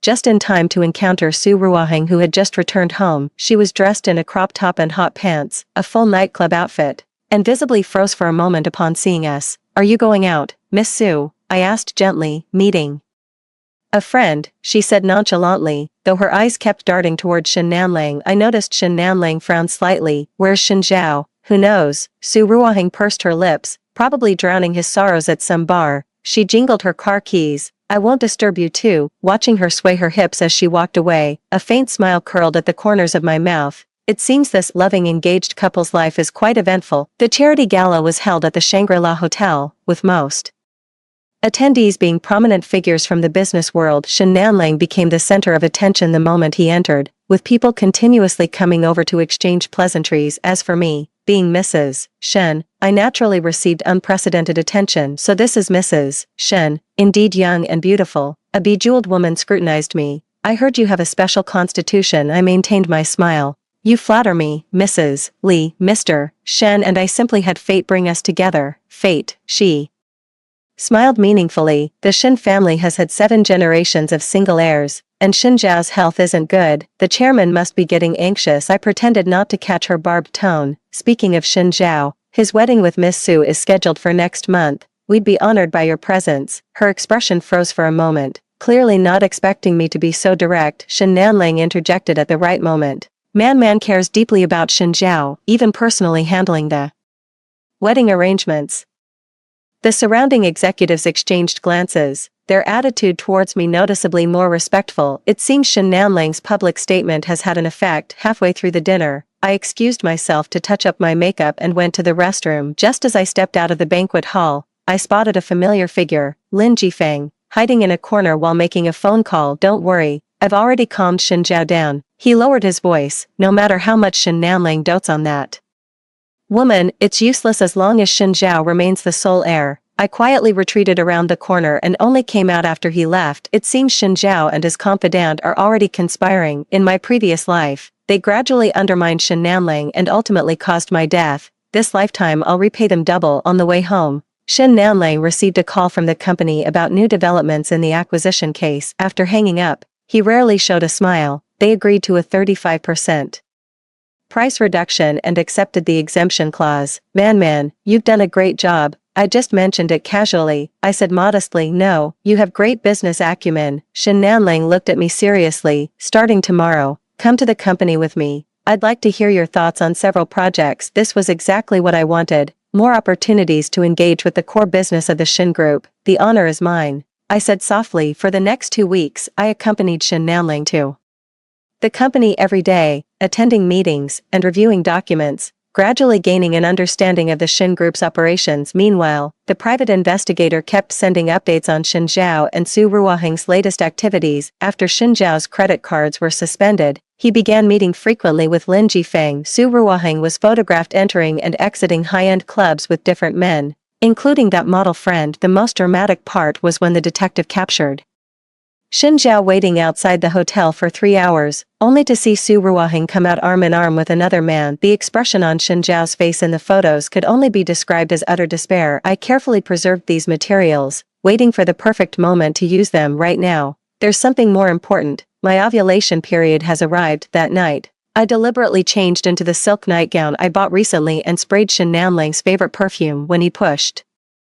open the bedroom door, he visibly froze for a moment. "Is today some special occasion?" he asked, his gaze lingering on me. I walked up to him and helped untie his tie. "The doctor said these few days are the optimal conception period." Shen Nanling's eyes darkened as he reached out to caress my face. "Are you sure you're ready? Didn't I marry you precisely for this?" I stood on tiptoe and whispered in his ear. "Shen Nanling, though much older, was a considerate partner who made everything thoroughly enjoyable. Moonlight streams through the window like water as I gently caress my abdomen. I hope to succeed in one fell swoop this time. Only with a child can my position in the Shin family be truly secure. A month later, the family doctor confirmed my pregnancy. Shin Nanlang was overjoyed and immediately ordered the nursery to be redecorated, even assigning me a dedicated nutritionist and bodyguard. I want to host a banquet, he said excitedly, to announce this wonderful news to everyone.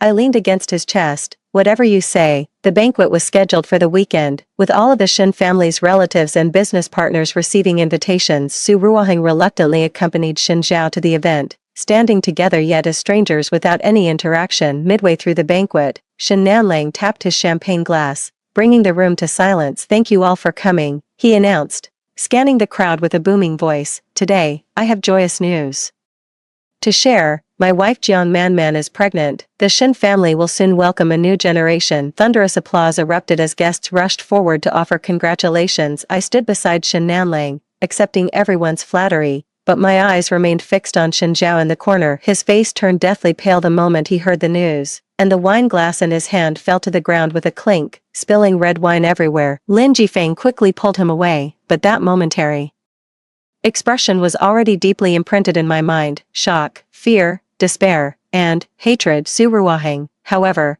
brightened up and quickly walked up to me. Congratulations, Auntie. She deliberately emphasized the word "and," adding, I hope it's a healthy baby. Thank you, I smiled. Both Nanlang and I hope to have several children. After all, the Shin family has vast properties to manage. Shin Nanlang wrapped his arm around my shoulder. The doctor said Manman has a unique constitution. It's very likely twins. The guests gasped in surprise once again. Out of the corner of my eye, I saw Shin Zhao standing in the distance, his gaze dark and sinister as it fixed on my abdomen. That look sent a chill down my spine, but it was quickly replaced by a sense of satisfaction. After the banquet, Shin Nanlang was pulled aside by several executives to discuss business, while I excused myself, citing early pregnancy discomfort, and returned to my room to rest. Just as I reached the corner of the staircase, a hand suddenly grabbed my wrist and yanked me into the dark, small parlor. Shin Zhao's face looked particularly ferocious in the dim light. You wretch, did you think getting pregnant would let you rest easy? I shook off his hand and calmly straightened my sleeves. Watch your language, Shin Zhao. I'm now carrying the Shin family's heir, he sneered. Who knows if it's not some bastard child? Would you dare say that to your father's face? I retorted, or could it be you're jealous? After all, the doctor said you'd likely never have children of your own. Shin Zhao's pupils constricted sharply. You, how did you know? I know far more than you can imagine. I took a step forward. Though shorter in stature, my presence was undiminished. For instance, your conspiracy with Lin Jifeng to sideline your father, or how Su Ruohang meets that model at the Four Seasons Hotel every Wednesday. Shin Zhao's face paled. You've been spying on me, just protecting my family. I smiled. Shin Zhao, accept your fate. From now on, your standing in the Shin family will only decline, but don't worry, as your mother, I'll take good care of you. He was trembling with rage, raising his hand to hit me. I was prepared and quickly stepped back while pressing the play button on my phone. Shin Nanlang's voice came from the speaker. Man, where are you? Shin Zhao's hand froze midair. I shook my phone. Your father is looking for me. Do you want him to see how you're treating his wife and unborn child? Shin Zhao gnashed his teeth and lowered his hand.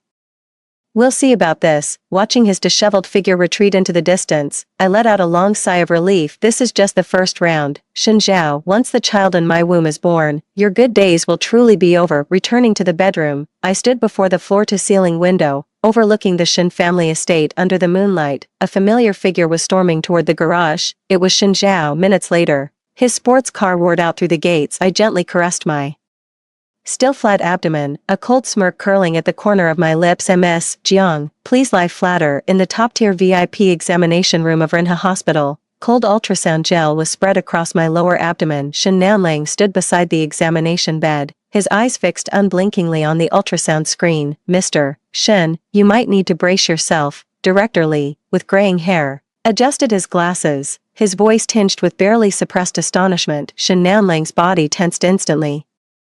What's wrong? Is there a problem with the baby? Director Li didn't answer immediately, instead moving the probe to make the image on the screen clearer. I tilted my head to look. Several small dots were flashing rhythmically on the black and white image. This is, I feigned surprise, covering my mouth, for fetal heartbeats. Director Li's voice trembled slightly. Ms. Jiang is carrying quadruplets. Shen Nanlang suddenly gripped the examination bed railing, his knuckles turning white. F4. Yes, 4 separate gestational sacs, all developing well. Director Li adjusted the image. Look here, here, and here. All 4 heartbeats are strong. I stole a glance at Shen Nanlang's expression, watching as the shock on his face gradually transformed into ecstasy, even bringing tears to the corners of his eyes. The 45-year-old middle-aged man was now overjoyed like a child. Man, he grabbed my hand abruptly. Did you hear that? 4. The Shen family is about to have 4 heirs at once. I nodded with a smile, but inside, I was sneering. In my past life, I only conceived 1 child before Shen Zhao killed me. This lifetime, I'll make the Shen family completely change, replacing that good-for-nothing with 4 healthy children. This is truly a miracle. Director Li exclaimed. The odds of naturally conceiving quadruplets are only 1 in 700,000. Ms. Zhang's physique is indeed extraordinary. Shen Nanlang suddenly turned and said to his assistant standing in the corner, "Contact Attorney Zhou immediately. I'm transferring 10% of Shen Corporation's shares to my wife. Get it done today." The assistant froze momentarily before swiftly pulling out his phone. I feigned surprise. "Nanlang, this is too valuable." "No, this is far from enough," Shen Nanlang said excitedly. "You've given the Shen family a future, given me hope." His voice choked up. This was the first time I'd seen this hardened businessman show such raw emotion. After the examination, Shen Nanlang carefully helped me sit up, personally wiping the ultrasound gel from my abdomen as if I were some fragile treasure. "Mr. Shen, a quadruplet pregnancy carries higher risks and requires extra caution," Director Li said gravely. "I recommend weekly checkups to closely monitor the baby's condition." "Of course," Shen Nanlang nodded. "I'll arrange for the best medical team to be on standby." 247. Stepping out of the examination room, he saw an unexpected figure in the hallway. Shen Zhao, leaning against the wall, his face was as dark as storm clouds gathering before the tempest. "What brings you here?" Shen Nanlang frowned. Shen Zhao forced a stiff smile. "I heard about today's prenatal checkup, so I came to show some concern for my little siblings." The last few words seemed to be squeezed through clenched teeth. I keenly noticed his right hand gripping the phone tightly, knuckles turning white. Perfect timing, I smiled. "Just finished the checkup, and I have good news to share." Shen Nanlang couldn't wait to interject. Man is carrying quadruplets. The Shen family will have 4 children at once." Shen Zhao's expression froze instantly, a flicker of terror flashing through his eyes, followed by deep resentment. He forced a smile. Congratulations." His voice was as dry as sandpaper. "By the way," I asked casually, "is Shen Zhao here to see Director Li?" Shen Zhao stiffened. "No, I just..." At that moment, a young doctor in a white coat hurried over from the end of the corridor. He visibly froze upon seeing our group, especially when his gaze flickered upon noticing Shen Zhao. Dr. Zhang. I accurately called out his name. In my past life, it was he who helped Shen Zhao forge my false pregnancy with sacred constitution certificate. Dr. Zhang's expression changed. You know me. I heard you're an expert in reproductive medicine." I smiled. "I happen to have some questions to consult. Could we speak privately?" Shen Zhao suddenly interrupted. "Dr. Zhang is very busy. Let's do this another day." "Just a few minutes," I insisted, while giving a meaningful glance to the bodyguard standing nearby. This bodyguard was newly assigned to me by Shen Nanlang, a retired Special Forces soldier with exceptional skills. Dr. Zhang hesitated and glanced at Shen Zhao, but ultimately followed me to the corridor corner. Shen Zhao wanted to follow, but was stopped by Shen Nanlang, who asked about company matters. "Dr. Zhang." I lowered my voice. "What did Shen Zhao ask you to do today?" Dr. Zhang's face turned pale instantly. I don't understand what you mean." "Stop pretending," I sneered. "He asked you to tamper with the medical report, didn't he? Like fabricating fetal abnormalities, or reducing the number of fetuses." Dr. Zhang's legs began trembling. "Madam, I took an envelope from my bag and pulled out photos, taken by a private investigator, showing Dr. Zhang having a secret meeting with Shen Zhao at a cafe." "2 options," I said calmly. "First, I hand these over to Mr. Shen, and you'll not only lose your job but may also face legal action. Second, you tell me Shen Zhao's entire plan, and I'll act like nothing ever happened." Dr. Zhang's forehead broke out in cold sweat. "Young Master Shen, he told me to mark single fetus developmental disorder on your examination report. He said that way your father wouldn't pay as much attention." "Just as I thought," I sneered. "What else did he promise you?" "After the Shen Group's new hospital is completed, make me the department head." Dr. Zhang was almost in tears. "Madam, I was momentarily confused. I beg you now, go tell Mr. Shen the truth," I commanded. "Otherwise, I understand, Dr. Zhang nodded repeatedly. When we returned to Shen Nanling's side, Shen Zhao was explaining some project progress. Seeing Dr. Zhang following behind me, his expression instantly turned horrified. "Mr. Shen, Dr. Zhang suddenly exclaimed loudly, "I have something important to report." Shen Nanling frowned. "What is it, young Master Shen?" "He asked me to falsify Madam's medical report."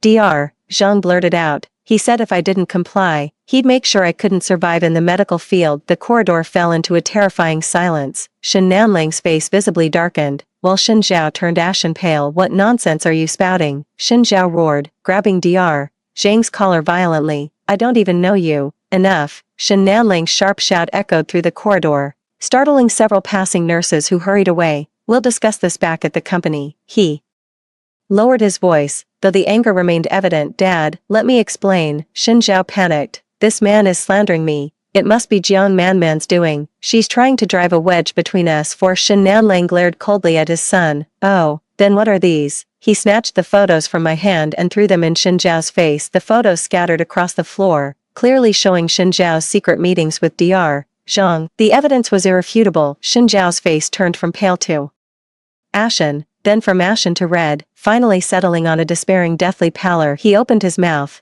but couldn't utter a single word. "Return to the company immediately." Shen Nanling's voice was as cold as ice. "Attorney Zhou is also there. We need to rediscuss the matter of your shares." Shen Zhaoru was thunderstruck, staggering back a step. "Dad, you can't. Now," Shen Nanling barked. Shen Zhao finally gave me a resentful glare before staggering away. I timely showed a concerned expression. "Nanling, don't be too angry." Shen Zhao might have just had a momentary lapse of judgment. "A momentary lapse," Shen Nanling sneered. "He was trying to harm my child." He grasped my hand. Man, thank goodness you were alert." Otherwise, I leaned against his shoulder. I just happened to see them together and became more vigilant. As I looked up, I caught Dr. Zhang's relieved expression and smiled faintly at him. "Dr. Zhang, thank you for exposing the truth. After the completion of Shen's new hospital, we will consider your position." Dr. Zhang froze, then quickly realized I was fulfilling my promise and repeatedly bowed. "Thank you, madam. Thank you, madam." On the way back in the car, Shen Nanling held my hand tightly without letting go. The news of the quadruplets thrilled him beyond measure, while Shen Zhao's betrayal filled him with burning rage. These two extreme emotions intertwined on his face, forming a peculiar expression. Man, he suddenly said, "Starting today, you must not be left alone for 24 hours. I'll arrange 2 more bodyguards." I feigned surprise. "Is that necessary?" "Shen Zhao is after all your son. Precisely because he's my son that I understand him." Shen Nanling's voice carried unprecedented coldness. "He's been spoiled since childhood. What he can't obtain, he'd rather destroy." I lowered my head to stroke my flat abdomen, masking the coldness in my eyes. Shen Nanling was right. Shen Zhao was indeed that kind of person. In my past life, when he couldn't have Su Ruaheng, he vented his anger on me and our unborn child. "By the way," Shen Nanling changed the subject, "Lawyer Zhou has already prepared the equity transfer documents. You just need to sign them this afternoon." I looked up, tears welling up in my eyes at just the right moment. "Nanling, this is too generous. You deserve it," he said resolutely. "The 10% is just the beginning. When the children are born, I'll transfer more shares to your name." His eyes shone with unwavering determination. "The future of the Shen family rests on you and the children." The afternoon signing ceremony took place in the company's top-floor conference room. Lawyer Zhou explained the details of the share transfer thoroughly, while Shen Nanling held my hand the entire time, his face filled with pride. After signing, Shen Nanling publicly announced, "Starting today, Ms. Jiang Manman officially becomes a shareholder of Shen Group, holding 10% of the shares, and joins the board of directors."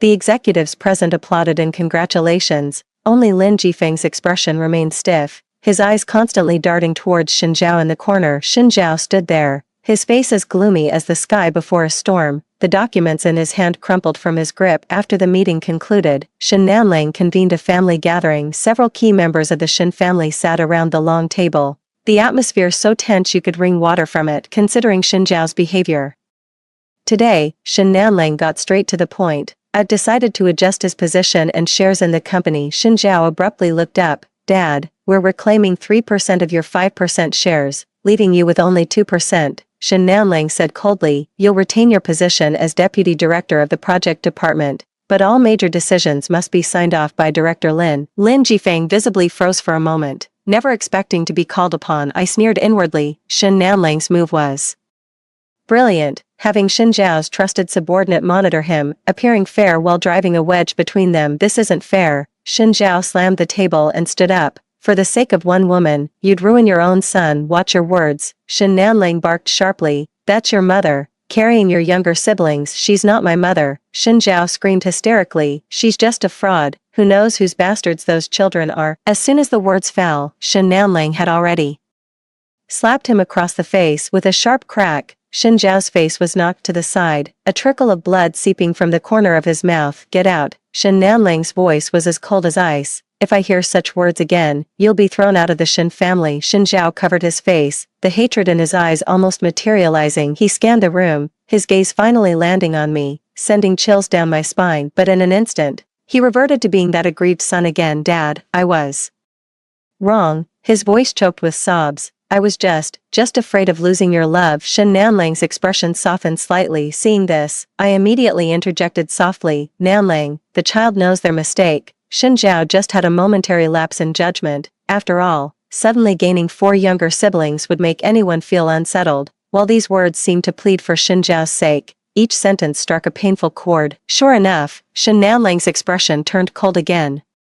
A 25-year-old acting so immature. Get out. Shen Zhao finally glared at me with resentment before slamming the door and leaving. The meeting ended hastily, with the Shen family members dispersing, each harboring their own thoughts. When I returned home in the evening, Shen Nanling was still angry, drinking whiskey one glass after another. I walked over with a cup of warm milk and gently held his hand. Stop drinking. It's not good for your health. Shen Nanling put down his glass, rubbing his temples wearily. Am I too much of a failure to have raised my son like this? It's not your fault. I leaned against his shoulder. Some people are just born not quite right. Shen Nanling suddenly looked up. What do you mean? I pretended to hesitate. I shouldn't say. Speak. Shen Nanling commanded. While tidying up the study last time, I accidentally came across Shen Zhao's medical records. I whispered. The doctor diagnosed him with sociopathic tendencies. Shen Nanling was thunderstruck. What? How come I didn't know about this?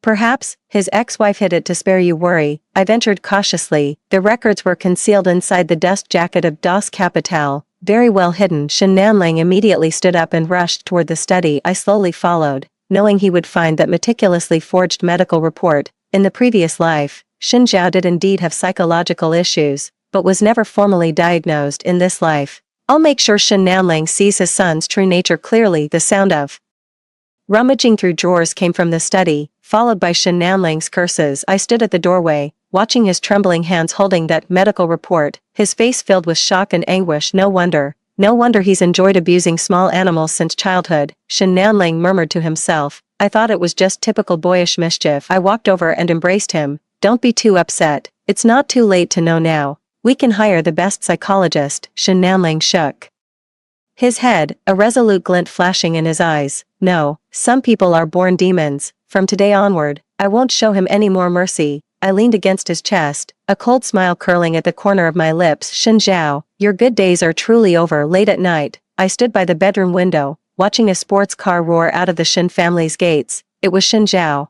heading off to vent his anger somewhere again. I gently touched my abdomen, feeling the 4 little lives growing inside. Shen Zhao, this is just the beginning, I whispered into the night. The pain you inflicted on me in our past life, I'll return it to you bit by bit. The phone vibrated with a message from the private detective. Target met secretly with Lin Jifeng at Nightfall Bar. Conversation recorded. Should I send it now? I replied. Not yet. Continue surveillance. Putting down the phone, I lay on the bed, sensing subtle changes within my body. 4 tiny lives were thriving inside me. They were my weapons of revenge, and my foundation for standing firm in the Shen family. Shen Zhao, no matter what you're plotting, you can't escape my notice. In this lifetime, I'll watch you walk step by step toward your own destruction. By the 4th month of pregnancy, my belly had visibly swollen, much larger than that of an average expectant mother. The burden of carrying quadruplets often left my back aching. But every time I touched my belly and felt the movements of those 4 little lives, all weariness melted.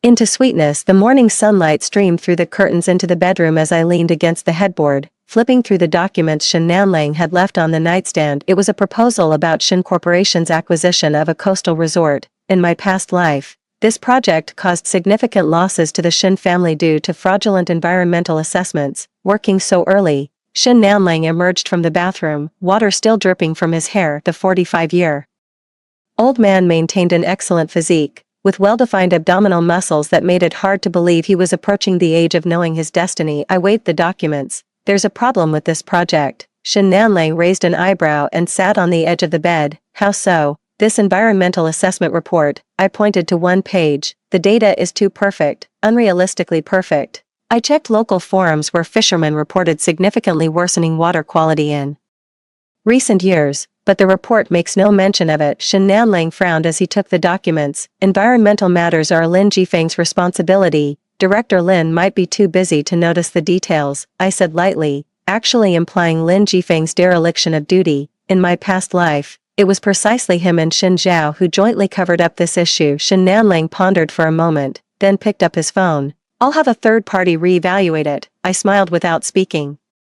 Since the hospital incident last time, Shin Nanlang has grown increasingly trusting of my business instincts. Over the past month, several issues I accidentally discovered have successfully helped the Shin family avoid risks. Now, I've earned the nickname Lucky Star among the board of directors. My phone vibrated with a new message from the private investigator. Target had a heated argument with Su Ruoheng last night. Su Ruoheng left home and is currently staying in room 2806 at the Four Seasons Hotel. Had a male visitor at 2 a.m. I deleted the message, a slight smile playing at the corners of my mouth. The perfect marriage between Shin Zhao and Su Ruoheng finally collapsed. In their past life, Su Ruoheng was the white moonlight in Shin Zhao's heart, but in this life, she became his nightmare. How are you feeling today? Shin Nanlang adjusted his suit and leaned down to kiss my forehead. Pretty good, I stroked my belly. It's just that the little ones are too active. They kept kicking me awake last night. Shin Nanlang's large hand covered my abdomen, just in time to feel a distinct fetal movement. His eyes instantly softened. So mischievous, just like you. No way, it must be like you,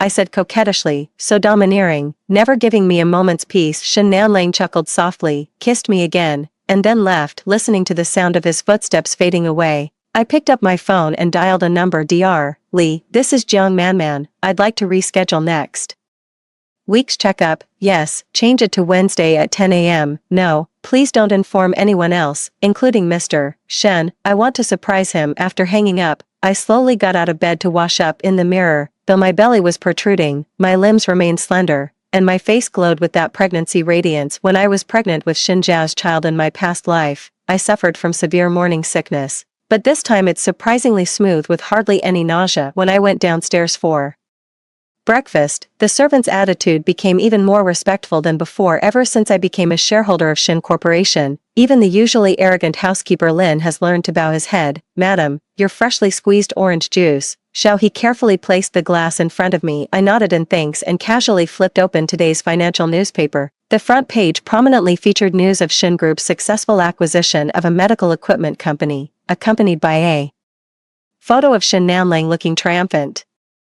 This report was supposed to appear a year later, but has now been advanced due to my intervention. While having breakfast, the doorbell rang moments later. Xiaohe rushed in nervously. Madam, Miss Su's mother is here, asking to see you. I raised an eyebrow. Show her in, Mrs. Su stormed into the dining room with an angry expression, her well-maintained face filled with fury. Jiang Manman, what do you mean by this? Why are you spreading rumors to ruin my daughter's reputation? I wiped my mouth leisurely. Madam Su, I don't understand what you're talking about. Stop playing dumb. Mother Su slammed the table. What's the meaning of those photos? Ruoheng with different men. Those kinds of photos are circulating throughout the entire social circle now. I feigned surprise. What photos? I truly don't know. After a pause, but, a few days ago, a friend did mention seeing Miss Su at nightfall with a gentleman, being very intimate. I even defended her, saying it must be a misunderstanding. Mother Su's face turned alternately pale and livid. You, Madam Su. My tone turned cold. What your daughter has done has nothing to do with me. Instead of questioning me, you'd do better to discipline your daughter properly. After all, she's still the Shin family's daughter-in-law. My stepmother was left speechless by my retort, finally throwing out an angry "we'll see" before slamming the door and leaving. I picked up my phone and sent a message to the private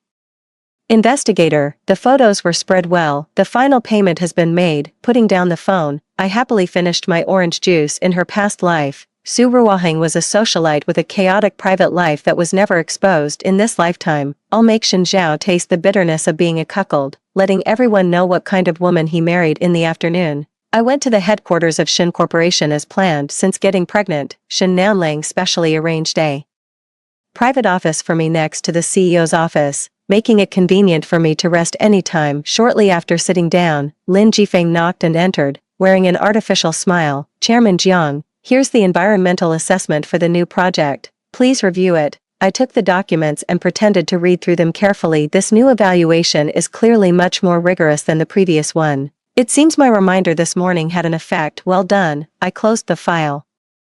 Director Lin has worked hard. Lin Jifeng forced a stiff smile. "It's my duty." He hesitated, then added that Shin Zhao hasn't been in good spirits lately. "I hope Chairman Jiang won't take it to heart." I raised an eyebrow. Director Lin and Shin Zhao are quite close. Lin Jifeng's forehead beaded with sweat. "Just colleagues," showing some concern. "Is that so?" I smiled. "Then please convey to him that as his stepmother, I'm deeply concerned about his physical and mental well-being. If he needs a psychiatrist, the Shin family can arrange for the best." Lin Jifeng nodded repeatedly before hastily retreating from the office. I let out a cold laugh and picked up my phone to check the surveillance app. This software was connected to the bugs I had installed in Shin Nanling's study and Shin Zhao's apartment, a masterpiece from the private detective. Sure enough, half an hour later, Lin Jifeng and Shin Zhao met at a cafe. The bugs clearly transmitted their conversation. "That bitch is getting suspicious." Shin Zhao's voice was filled with resentment. "She must know about the tricks we played with the environmental assessment." "Calm down," Lin Jifeng said in a hushed tone. "The most important thing now is not to alert the enemy. When she goes into labor,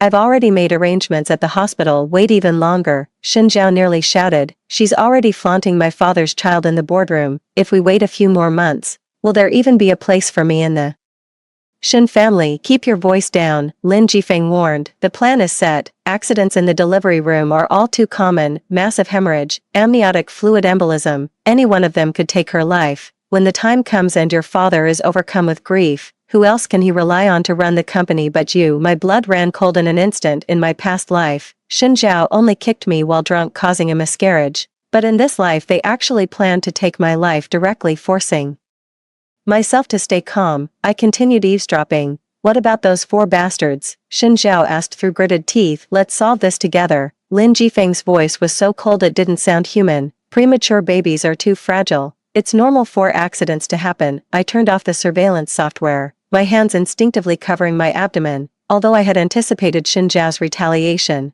I never imagined he could be this vicious. After taking several deep breaths, I dialed the private investigator's number. "I need you to look into a few people." "Yes, from the obstetrics department of Renhe Hospital, especially those connected to Li Jifeng." Hanging up the phone, I stood by the floor-to-ceiling window overlooking the city. The sunlight remains brilliant, pedestrians as insignificant as ants at this height. Everything is under control, including Shin Zhao's murder plan, which he thought was well concealed. Returning home in the evening, Shin Nanling had unusually come back early and was handling documents in the study, carrying a cup of hot milk. I walked in and found him reviewing a medical report. "What is this?" I asked curiously. Shin Nanling quickly closed the file. "Nothing, just routine physical exam reports." He changed the subject. "Were the babies well behaved today?" Pretending not to notice his odd behavior, I smiled and replied, "Quite well, just a little hungry." I stroked my belly. "Nanling, I want to switch to a different hospital for delivery."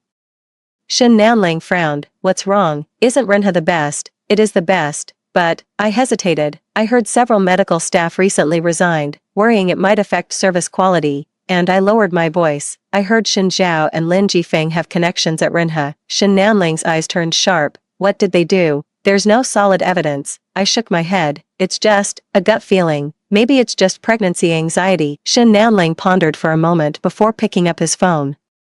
"I'll contact my friends in the States to arrange a top-tier obstetrics team. It'll be safer to deliver at home." I leaned against his shoulder. "I'll follow your lead." That's exactly what I wanted. Giving birth at home with full control over the medical team will completely thwart Shen Zhao's scheme. 3 days later, the private investigator sent a comprehensive report. Renhe Hospital indeed had 2 medical staff members with financial dealings with Lin Jifeng, including an anesthesiologist and a nurse. More shockingly, the report revealed that Shen Zhao recently purchased a colorless, odorless drug capable of causing postpartum hemorrhage. I printed out the report and locked it in the safe. These will be powerful weapons against Shen Zhao in the future, but now is not the time to expose them. I'll wait until he actually makes his move, then catch him red-handed. Shen Zhao made a rare appearance at the weekend family dinner. Ever since his shares were reduced, he rarely appeared at family gatherings. Today was an exception. He even smiled at me, if that twisted expression could be called a smile. Aunt Jiang, he deliberately used honorifics. I heard you changed your medical team. I smiled. Yes, your father wasn't at ease, so he specially brought in a team from the States. Shen Zhao's lips twitched slightly. Then, where will the production take place? At home, Shen Nanling interjected. We've already prepared a delivery room, more comfortable and safer than a hospital. I noticed Shen Zhao's hands trembling slightly,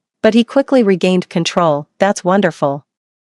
I'm really looking forward to the birth of my younger siblings. Thank you for your concern, I said softly. By the way, why didn't Miss Su come? Shen Zhao's face darkened instantly. She isn't feeling well. I feigned concern. Shall we call the family doctor? Pregnant women shouldn't take risks. Pregnant? Shen Nanling looked at me in surprise. Su Ruohang is pregnant. Shen Zhao's face turned deathly pale. No, that's not. She's just. I heard she went to the gynecology department last week, I said softly. Thought there might be good news. Shen Nanling frowned. Shen Zhao, what's really going on? Cold sweat broke out on Shen Zhao's forehead. Just, routine checkup. I tactfully changed the subject. Alright, let's eat first. Pregnancy topics are making the young ones uncomfortable. Undercurrents surged beneath the dining table. Shen Zhao's gaze kept drifting toward me, filled with venom and fear. He must be worried about the failure of the production plan, and even more terrified that Su Ruohang's scandal would be exposed. After dinner, Shen Nanling was called away by a phone call. I excused myself due to pregnancy fatigue to rest in my room,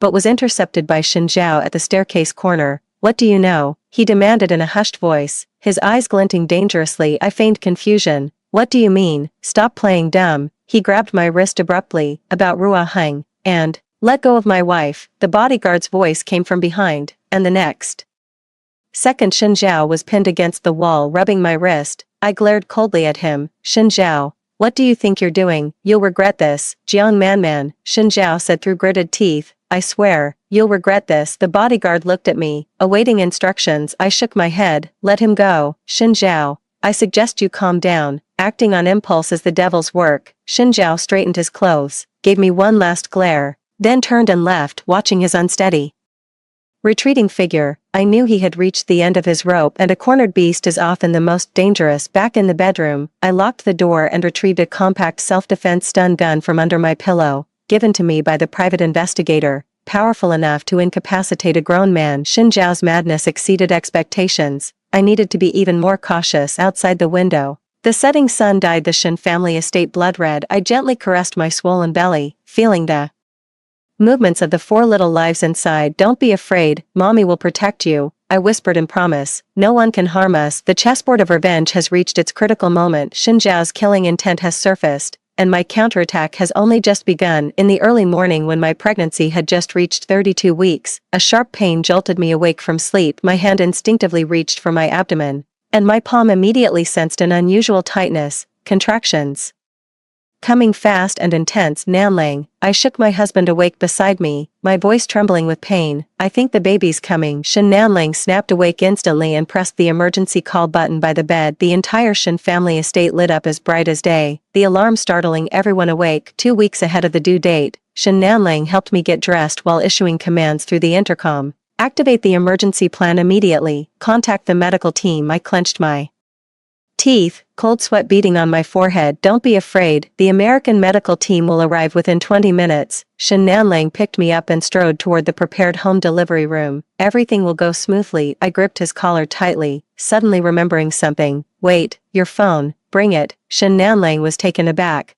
but still turned around to grab his phone. I breathed a sigh of relief. In our previous life, he forgot his phone when going out today and missed an important call. causing massive losses for the company in this life. I must ensure he can always answer that call. The delivery room was fully prepared, with suitable temperature and complete equipment. It looked no different from a high-end hospital's delivery room. Shen Nanling carefully placed me on the bed, and nurses immediately surrounded me to conduct examinations. The cervix is already dilated to 4 centimeters. Delivery must begin immediately, announced Chief Obstetrician Catherine. After the examination, the risk of premature birth for quadruplets is very high. We need to prepare the NICU right away. Shen Nanling's expression turned grave. Do everything possible to ensure both mother and children are safe. Another wave of contractions hit, the pain so intense my vision darkened, yet I still forced myself to stay conscious. Something's wrong. This is all too wrong, with my constitution. I shouldn't be going into labor this early. Nanling, I grasped his hand with difficulty. Check. Everyone who entered the manor today, especially the medical team. Shen Nanling frowned. You suspect? Please. The veins on my forehead bulged. For the children's sake. Shen Nanling immediately turned and ordered the head of security, lock down the manor, verify everyone's identity, especially the newly arrived medical staff. The security captain acknowledged the order and left. I felt slightly relieved, but the pain in my abdomen grew increasingly intense, almost making it impossible to think. Madam, push, we can already see the first baby's head. Dr. Catherine encouraged. I clenched my teeth and mustered all my strength. After a tearing pain, the first baby's cry rang out. It's a boy, the nurse announced excitedly. Though premature, his cry is strong. I smiled weakly, but before I could rejoice, the next wave of contractions came. Quadruplets mean going through labor 4 times, and my physical strength is rapidly draining away. The second baby is out too, and it's another boy. At that very moment, a commotion erupted outside the door. The head bodyguard rushed in with an unusually grim expression. Mr. Shen, we found an imposter nurse in the changing room. She was carrying syringes and unidentified drugs. Shen Nanling's expression changed abruptly. Find out clearly who was behind this. They've already confessed. It was. The head bodyguard hesitated and glanced at me. It was young Master Shen Zhao. Even though I had anticipated it, this news still sent a tremor through my heart. Shen Zhao has indeed made his move, and more viciously than in the previous life. Not an impulsive act while drunk, but a carefully planned murder. That unfilial son. Shen Nanling was furious and turned to rush out. Wait. I grabbed his hand with all my strength. There are still 2 children. I need you here. Shen Nanling struggled for a moment before finally nodding. I'll handle things here first. That unfilial brat won't get far. The production continued, but the atmosphere had clearly grown much tenser. Bodyguards stood ready outside the delivery room. Even medical staff were under close surveillance. Exhausted as I was, I dared not relax for a second. The third child, a girl. Just as the third baby was born, Shen Nanling's phone suddenly rang. He was about to hang up, but his expression changed slightly upon seeing the number. It's an emergency contact from the Swiss bank. Answer, I said weakly. It's important. Shen Nanling gave me a puzzled look but still answered the call. Hello, what? His expression shifted from shock to anger. Freeze that account immediately. I'll send someone to handle it right away. After hanging up, Shen Nanling's face darkened ominously. Shen Zhao is transferring overseas assets and even forged my signature. He gritted his teeth. He's preparing to flee. I closed my eyes, sneering inwardly. Shen Zhao, you've truly been driven to desperate measures. The last baby, a girl. Congratulations. 2 boys and 2 girls, a perfect combination, announced Dr. Catherine. The 4 little lives were carefully placed beside me, premature but crying loudly, all appearing quite healthy. I gently touched their wrinkled little faces as tears blurred my vision. The children I failed to protect in my past life have finally been born safely in this one. Nanling, let's give the children names, I said softly. Shen Nanling looked at the 4 little lives, the anger in his eyes slightly subsiding. The eldest will be Shen Rui, the second Shen Jia, the third Shen Yu, and the youngest Shen Lin. Beautiful, I smiled, then suddenly remembered something. By the way, you should head to the office. The Swiss bank matter needs your personal attention. Shen Nanling hesitated, looking at me and the children. But you all, we're safe with the bodyguards and medical team here, I insisted. The company matters are more important. Shen Nanling finally nodded. I'll return as soon as possible. He kissed my forehead and the children's before hurrying off. I knew what he would face by leaving the car accident arranged by Shen Zhao. In this life, I will not only save myself and the children, but also Shen Nanling. After confirming Shen Nanling had left, I asked the nurse to take the children to rest in the adjacent nursery, keeping only the most trusted security captain with me. Captain Zhang, I forced myself to stay awake. Mr. Shin is in danger. Shin Zhao has arranged a car accident on his way to the company. Captain Zhang's face turned pale. I'll notify Mr. Shin immediately. No, don't.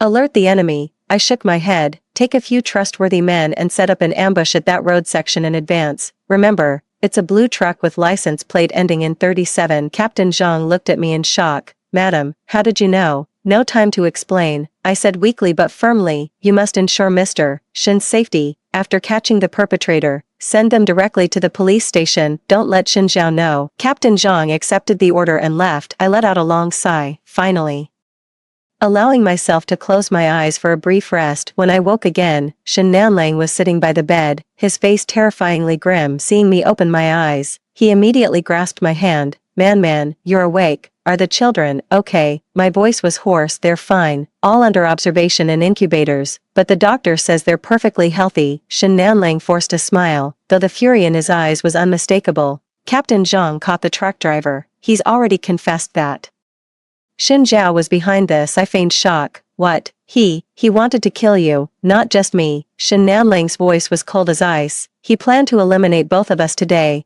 then flee abroad with the embezzled assets. I closed my eyes as tears streamed down. These tears were half genuine, half feigned, for Shin Zhao's cruelty, and for the joy of the plan's success. Man, I owe you my life. Shin Nanlang gripped my hand tightly. If you hadn't reminded me to bring my phone, if you hadn't sensed the danger, what about Shin Zhao? I asked softly. He ran, but he won't get far. Shin Nanlang sneered. I've frozen all his accounts and issued a citywide manhunt. He won't escape. I nodded and said no more. Shin Zhao's fate was already sealed. 3 days later, when I could barely manage to walk, the first thing I did was visit the children in the nursery, for little babies lay in incubators, their tiny hands and feet moving occasionally, so adorable it could melt your heart. They're so beautiful. Dr. Catherine stood beside me, though premature. All their vitals are excellent. They can leave the incubators after 1 more week of observation. I gently touched the incubator's glass, feeling an unprecedented surge of protectiveness in my heart. These 4 little lives are my motivation for revenge, and also the hope for my new life. Madam, Captain Zhang hurried over. We have news about Shin Zhao. I followed Captain Zhang into the corridor. Speak. He was caught at the docks trying to stow away to Southeast Asia. Captain Zhang whispered. Mr. Shin has already had him committed to a psychiatric hospital, claiming antisocial personality disorder requiring compulsory treatment. I raised an eyebrow. A mental hospital? That's unexpected, but upon closer thought, it's even crueler than prison. A person who believes they're sane being locked in a psychiatric ward, forcibly injected with medication every day, undergoing treatment. What about Su Ruohang? I asked. Filed for divorce yesterday and ran off with whatever money she could take, Captain Zhang said with disdain. I heard she was indeed pregnant, but the child wasn't Shin Zhao's. 5. I let out a light chuckle. In her past life, Su Ruohang was the white moonlight in Shin Zhao's heart, but in this life, she became the last straw that broke him. Fate can be truly ironic at times. Returning to the hospital room, Shin Nanlang was waiting for me, holding a document in his hand. Man, he said with a serious expression. I've revised the will. From today onward, you own 45% of Shin Corporation's shares, making you the largest shareholder. I looked at him in shock. It's too much. This is what you deserve. Shin Nanlang held my hand. You've not only secured the Shin family's future, but also saved my life twice. He paused. As for Shin Zhao, the 2% shares under his name have been reclaimed. From now on, he'll only receive basic living expenses each month, supervised by a trust fund. I leaned against his shoulder, hiding the coldness in my eyes. Shin Zhao, you finally lost everything. The mental asylum will be your final destination, just like my past life, trapped in a hopeless marriage, only to die miserably beneath your feet. A week later, the children were discharged from the incubators and brought back to the Shin family estate. Shin Nanlang hired 4 professional maternity nurses to care for them around the clock. As for me, I gradually began taking over the operations of the Shin group. Sitting in Shin Nanlang's former seat, I flipped through the documents, my lips curling into an unconscious smile. In my past life, I was merely a breeding tool to be used, but in this life, I become the helmsman of this business empire. My phone vibrated. A message from the private investigator. Subject's 3rd day in psychiatric hospital, refuses to admit illness, forcibly administered sedatives, special care arranged per your request. I replied, continue observing and report regularly. Putting down my phone, I walked to the floor-to-ceiling window and looked down at the panoramic view of the city. Sunlight streamed through the glass, warm and bright upon me. The 4 children were sleeping peacefully in the nursery downstairs. Shen Nanling obeyed my every word, and Xin Zhao was living a fate worse than death in the mental hospital. The taste of revenge is sweeter than imagined, madam. The secretary knocked and entered.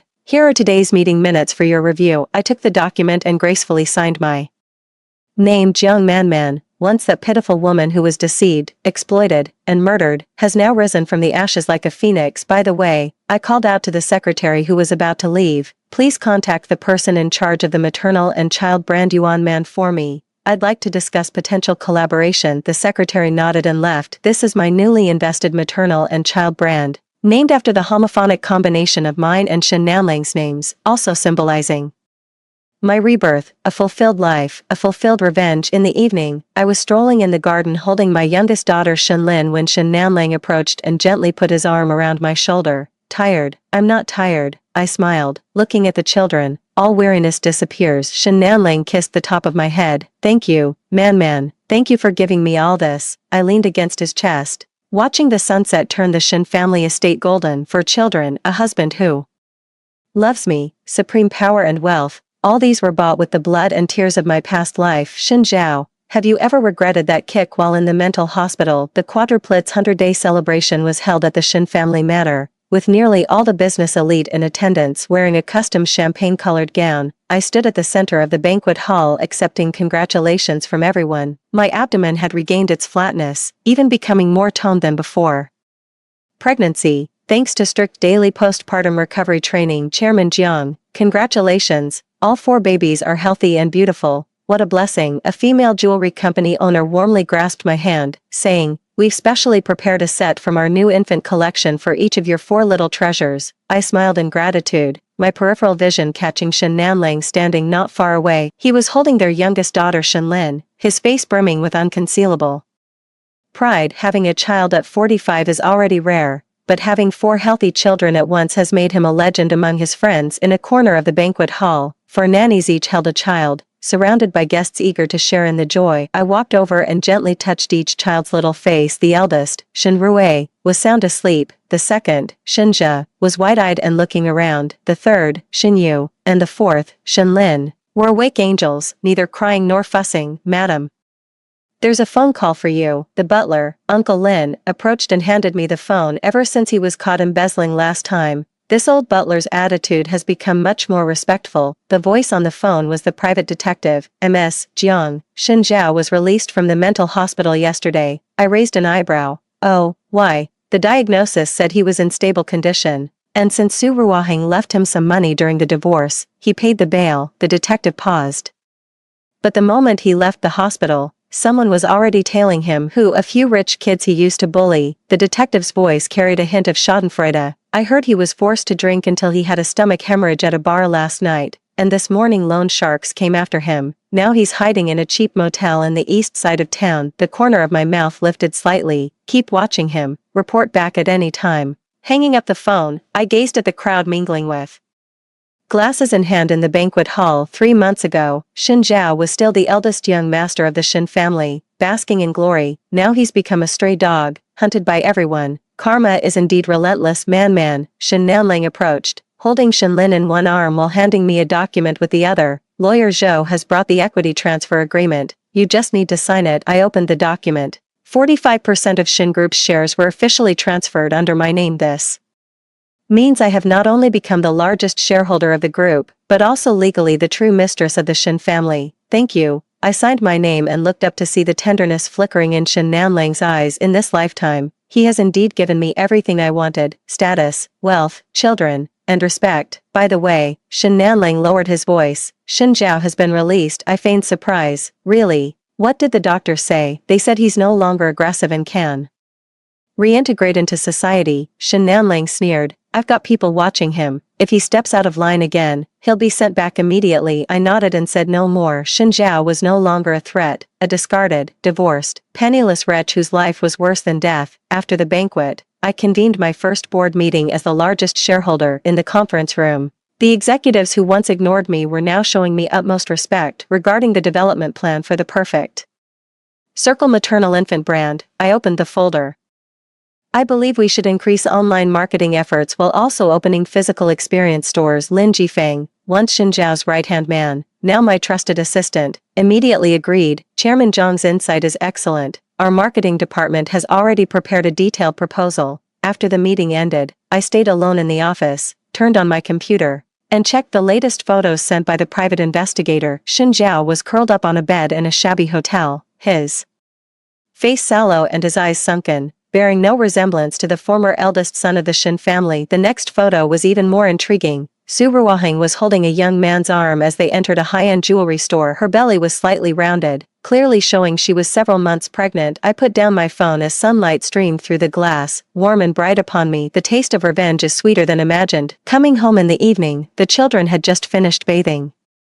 For little faces rosy and glowing, carrying the sweet scent of milk, I kissed each of them in turn, feeling an unprecedented sense of fulfillment welling up in my heart. Madam, the nanny said softly, Mr. Shen called to say he has a business dinner tonight and won't be coming home for the meal. I nodded, not particularly surprised. Ever since the children were born, Shen Nanlang has trusted me more and given me greater personal freedom. This kind of respectful companionship actually feels more comfortable to me than forced intimacy. For children were playing under the care of a professional nanny. When they saw me enter, Shen Yu and Shen Lin babbled and reached out their hands asking to be held. I picked up my two daughters and gently rocked them. The sunlight streaming through the window bathed us in warmth and tranquility. In the afternoon, I visited the first physical store of the Perfect Circle maternal and infant brand. The store is spacious and bright, with warm and elegant decor that reflects my pursuit of quality in every detail. Chairman Jiang, the store manager, greeted warmly. In just 1 week since opening, sales have already tripled our expectations. I smiled as I inspected the store, occasionally picking up products to examine them. This brand carries my love for my 4 children and embodies my philosophy as a mother. Back in the car, the phone rang again. It was Shen Nanlang.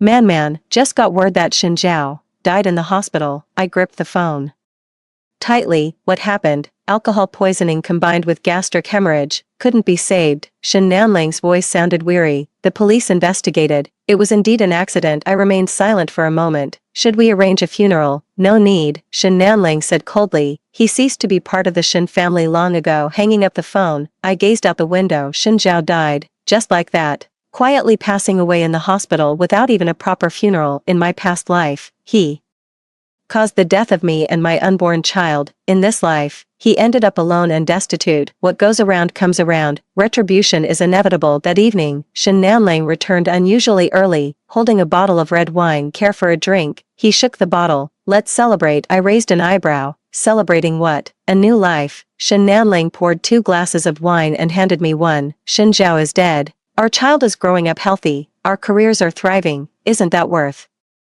celebrating? I took the glass and lightly clinked it with his. It is. After several rounds of drinks, Shen Nanlang's gaze softened. Man, thank you for giving me all this. I smiled without speaking. He would never know that my original intention in marrying him was revenge, but now, I truly appreciate him for giving me a new life. By the way, Shen Nanlang suddenly said, I want to entrust more of the company's business to you. You have a business acumen far superior to my old subordinates. I raised an eyebrow. Not afraid I'll undermine your authority, would you? Shen Nanlang retorted, a peculiar glint flashing in his eyes. We locked eyes for a moment, then smiled simultaneously. He knew my capabilities. I understood his boundaries. This unspoken understanding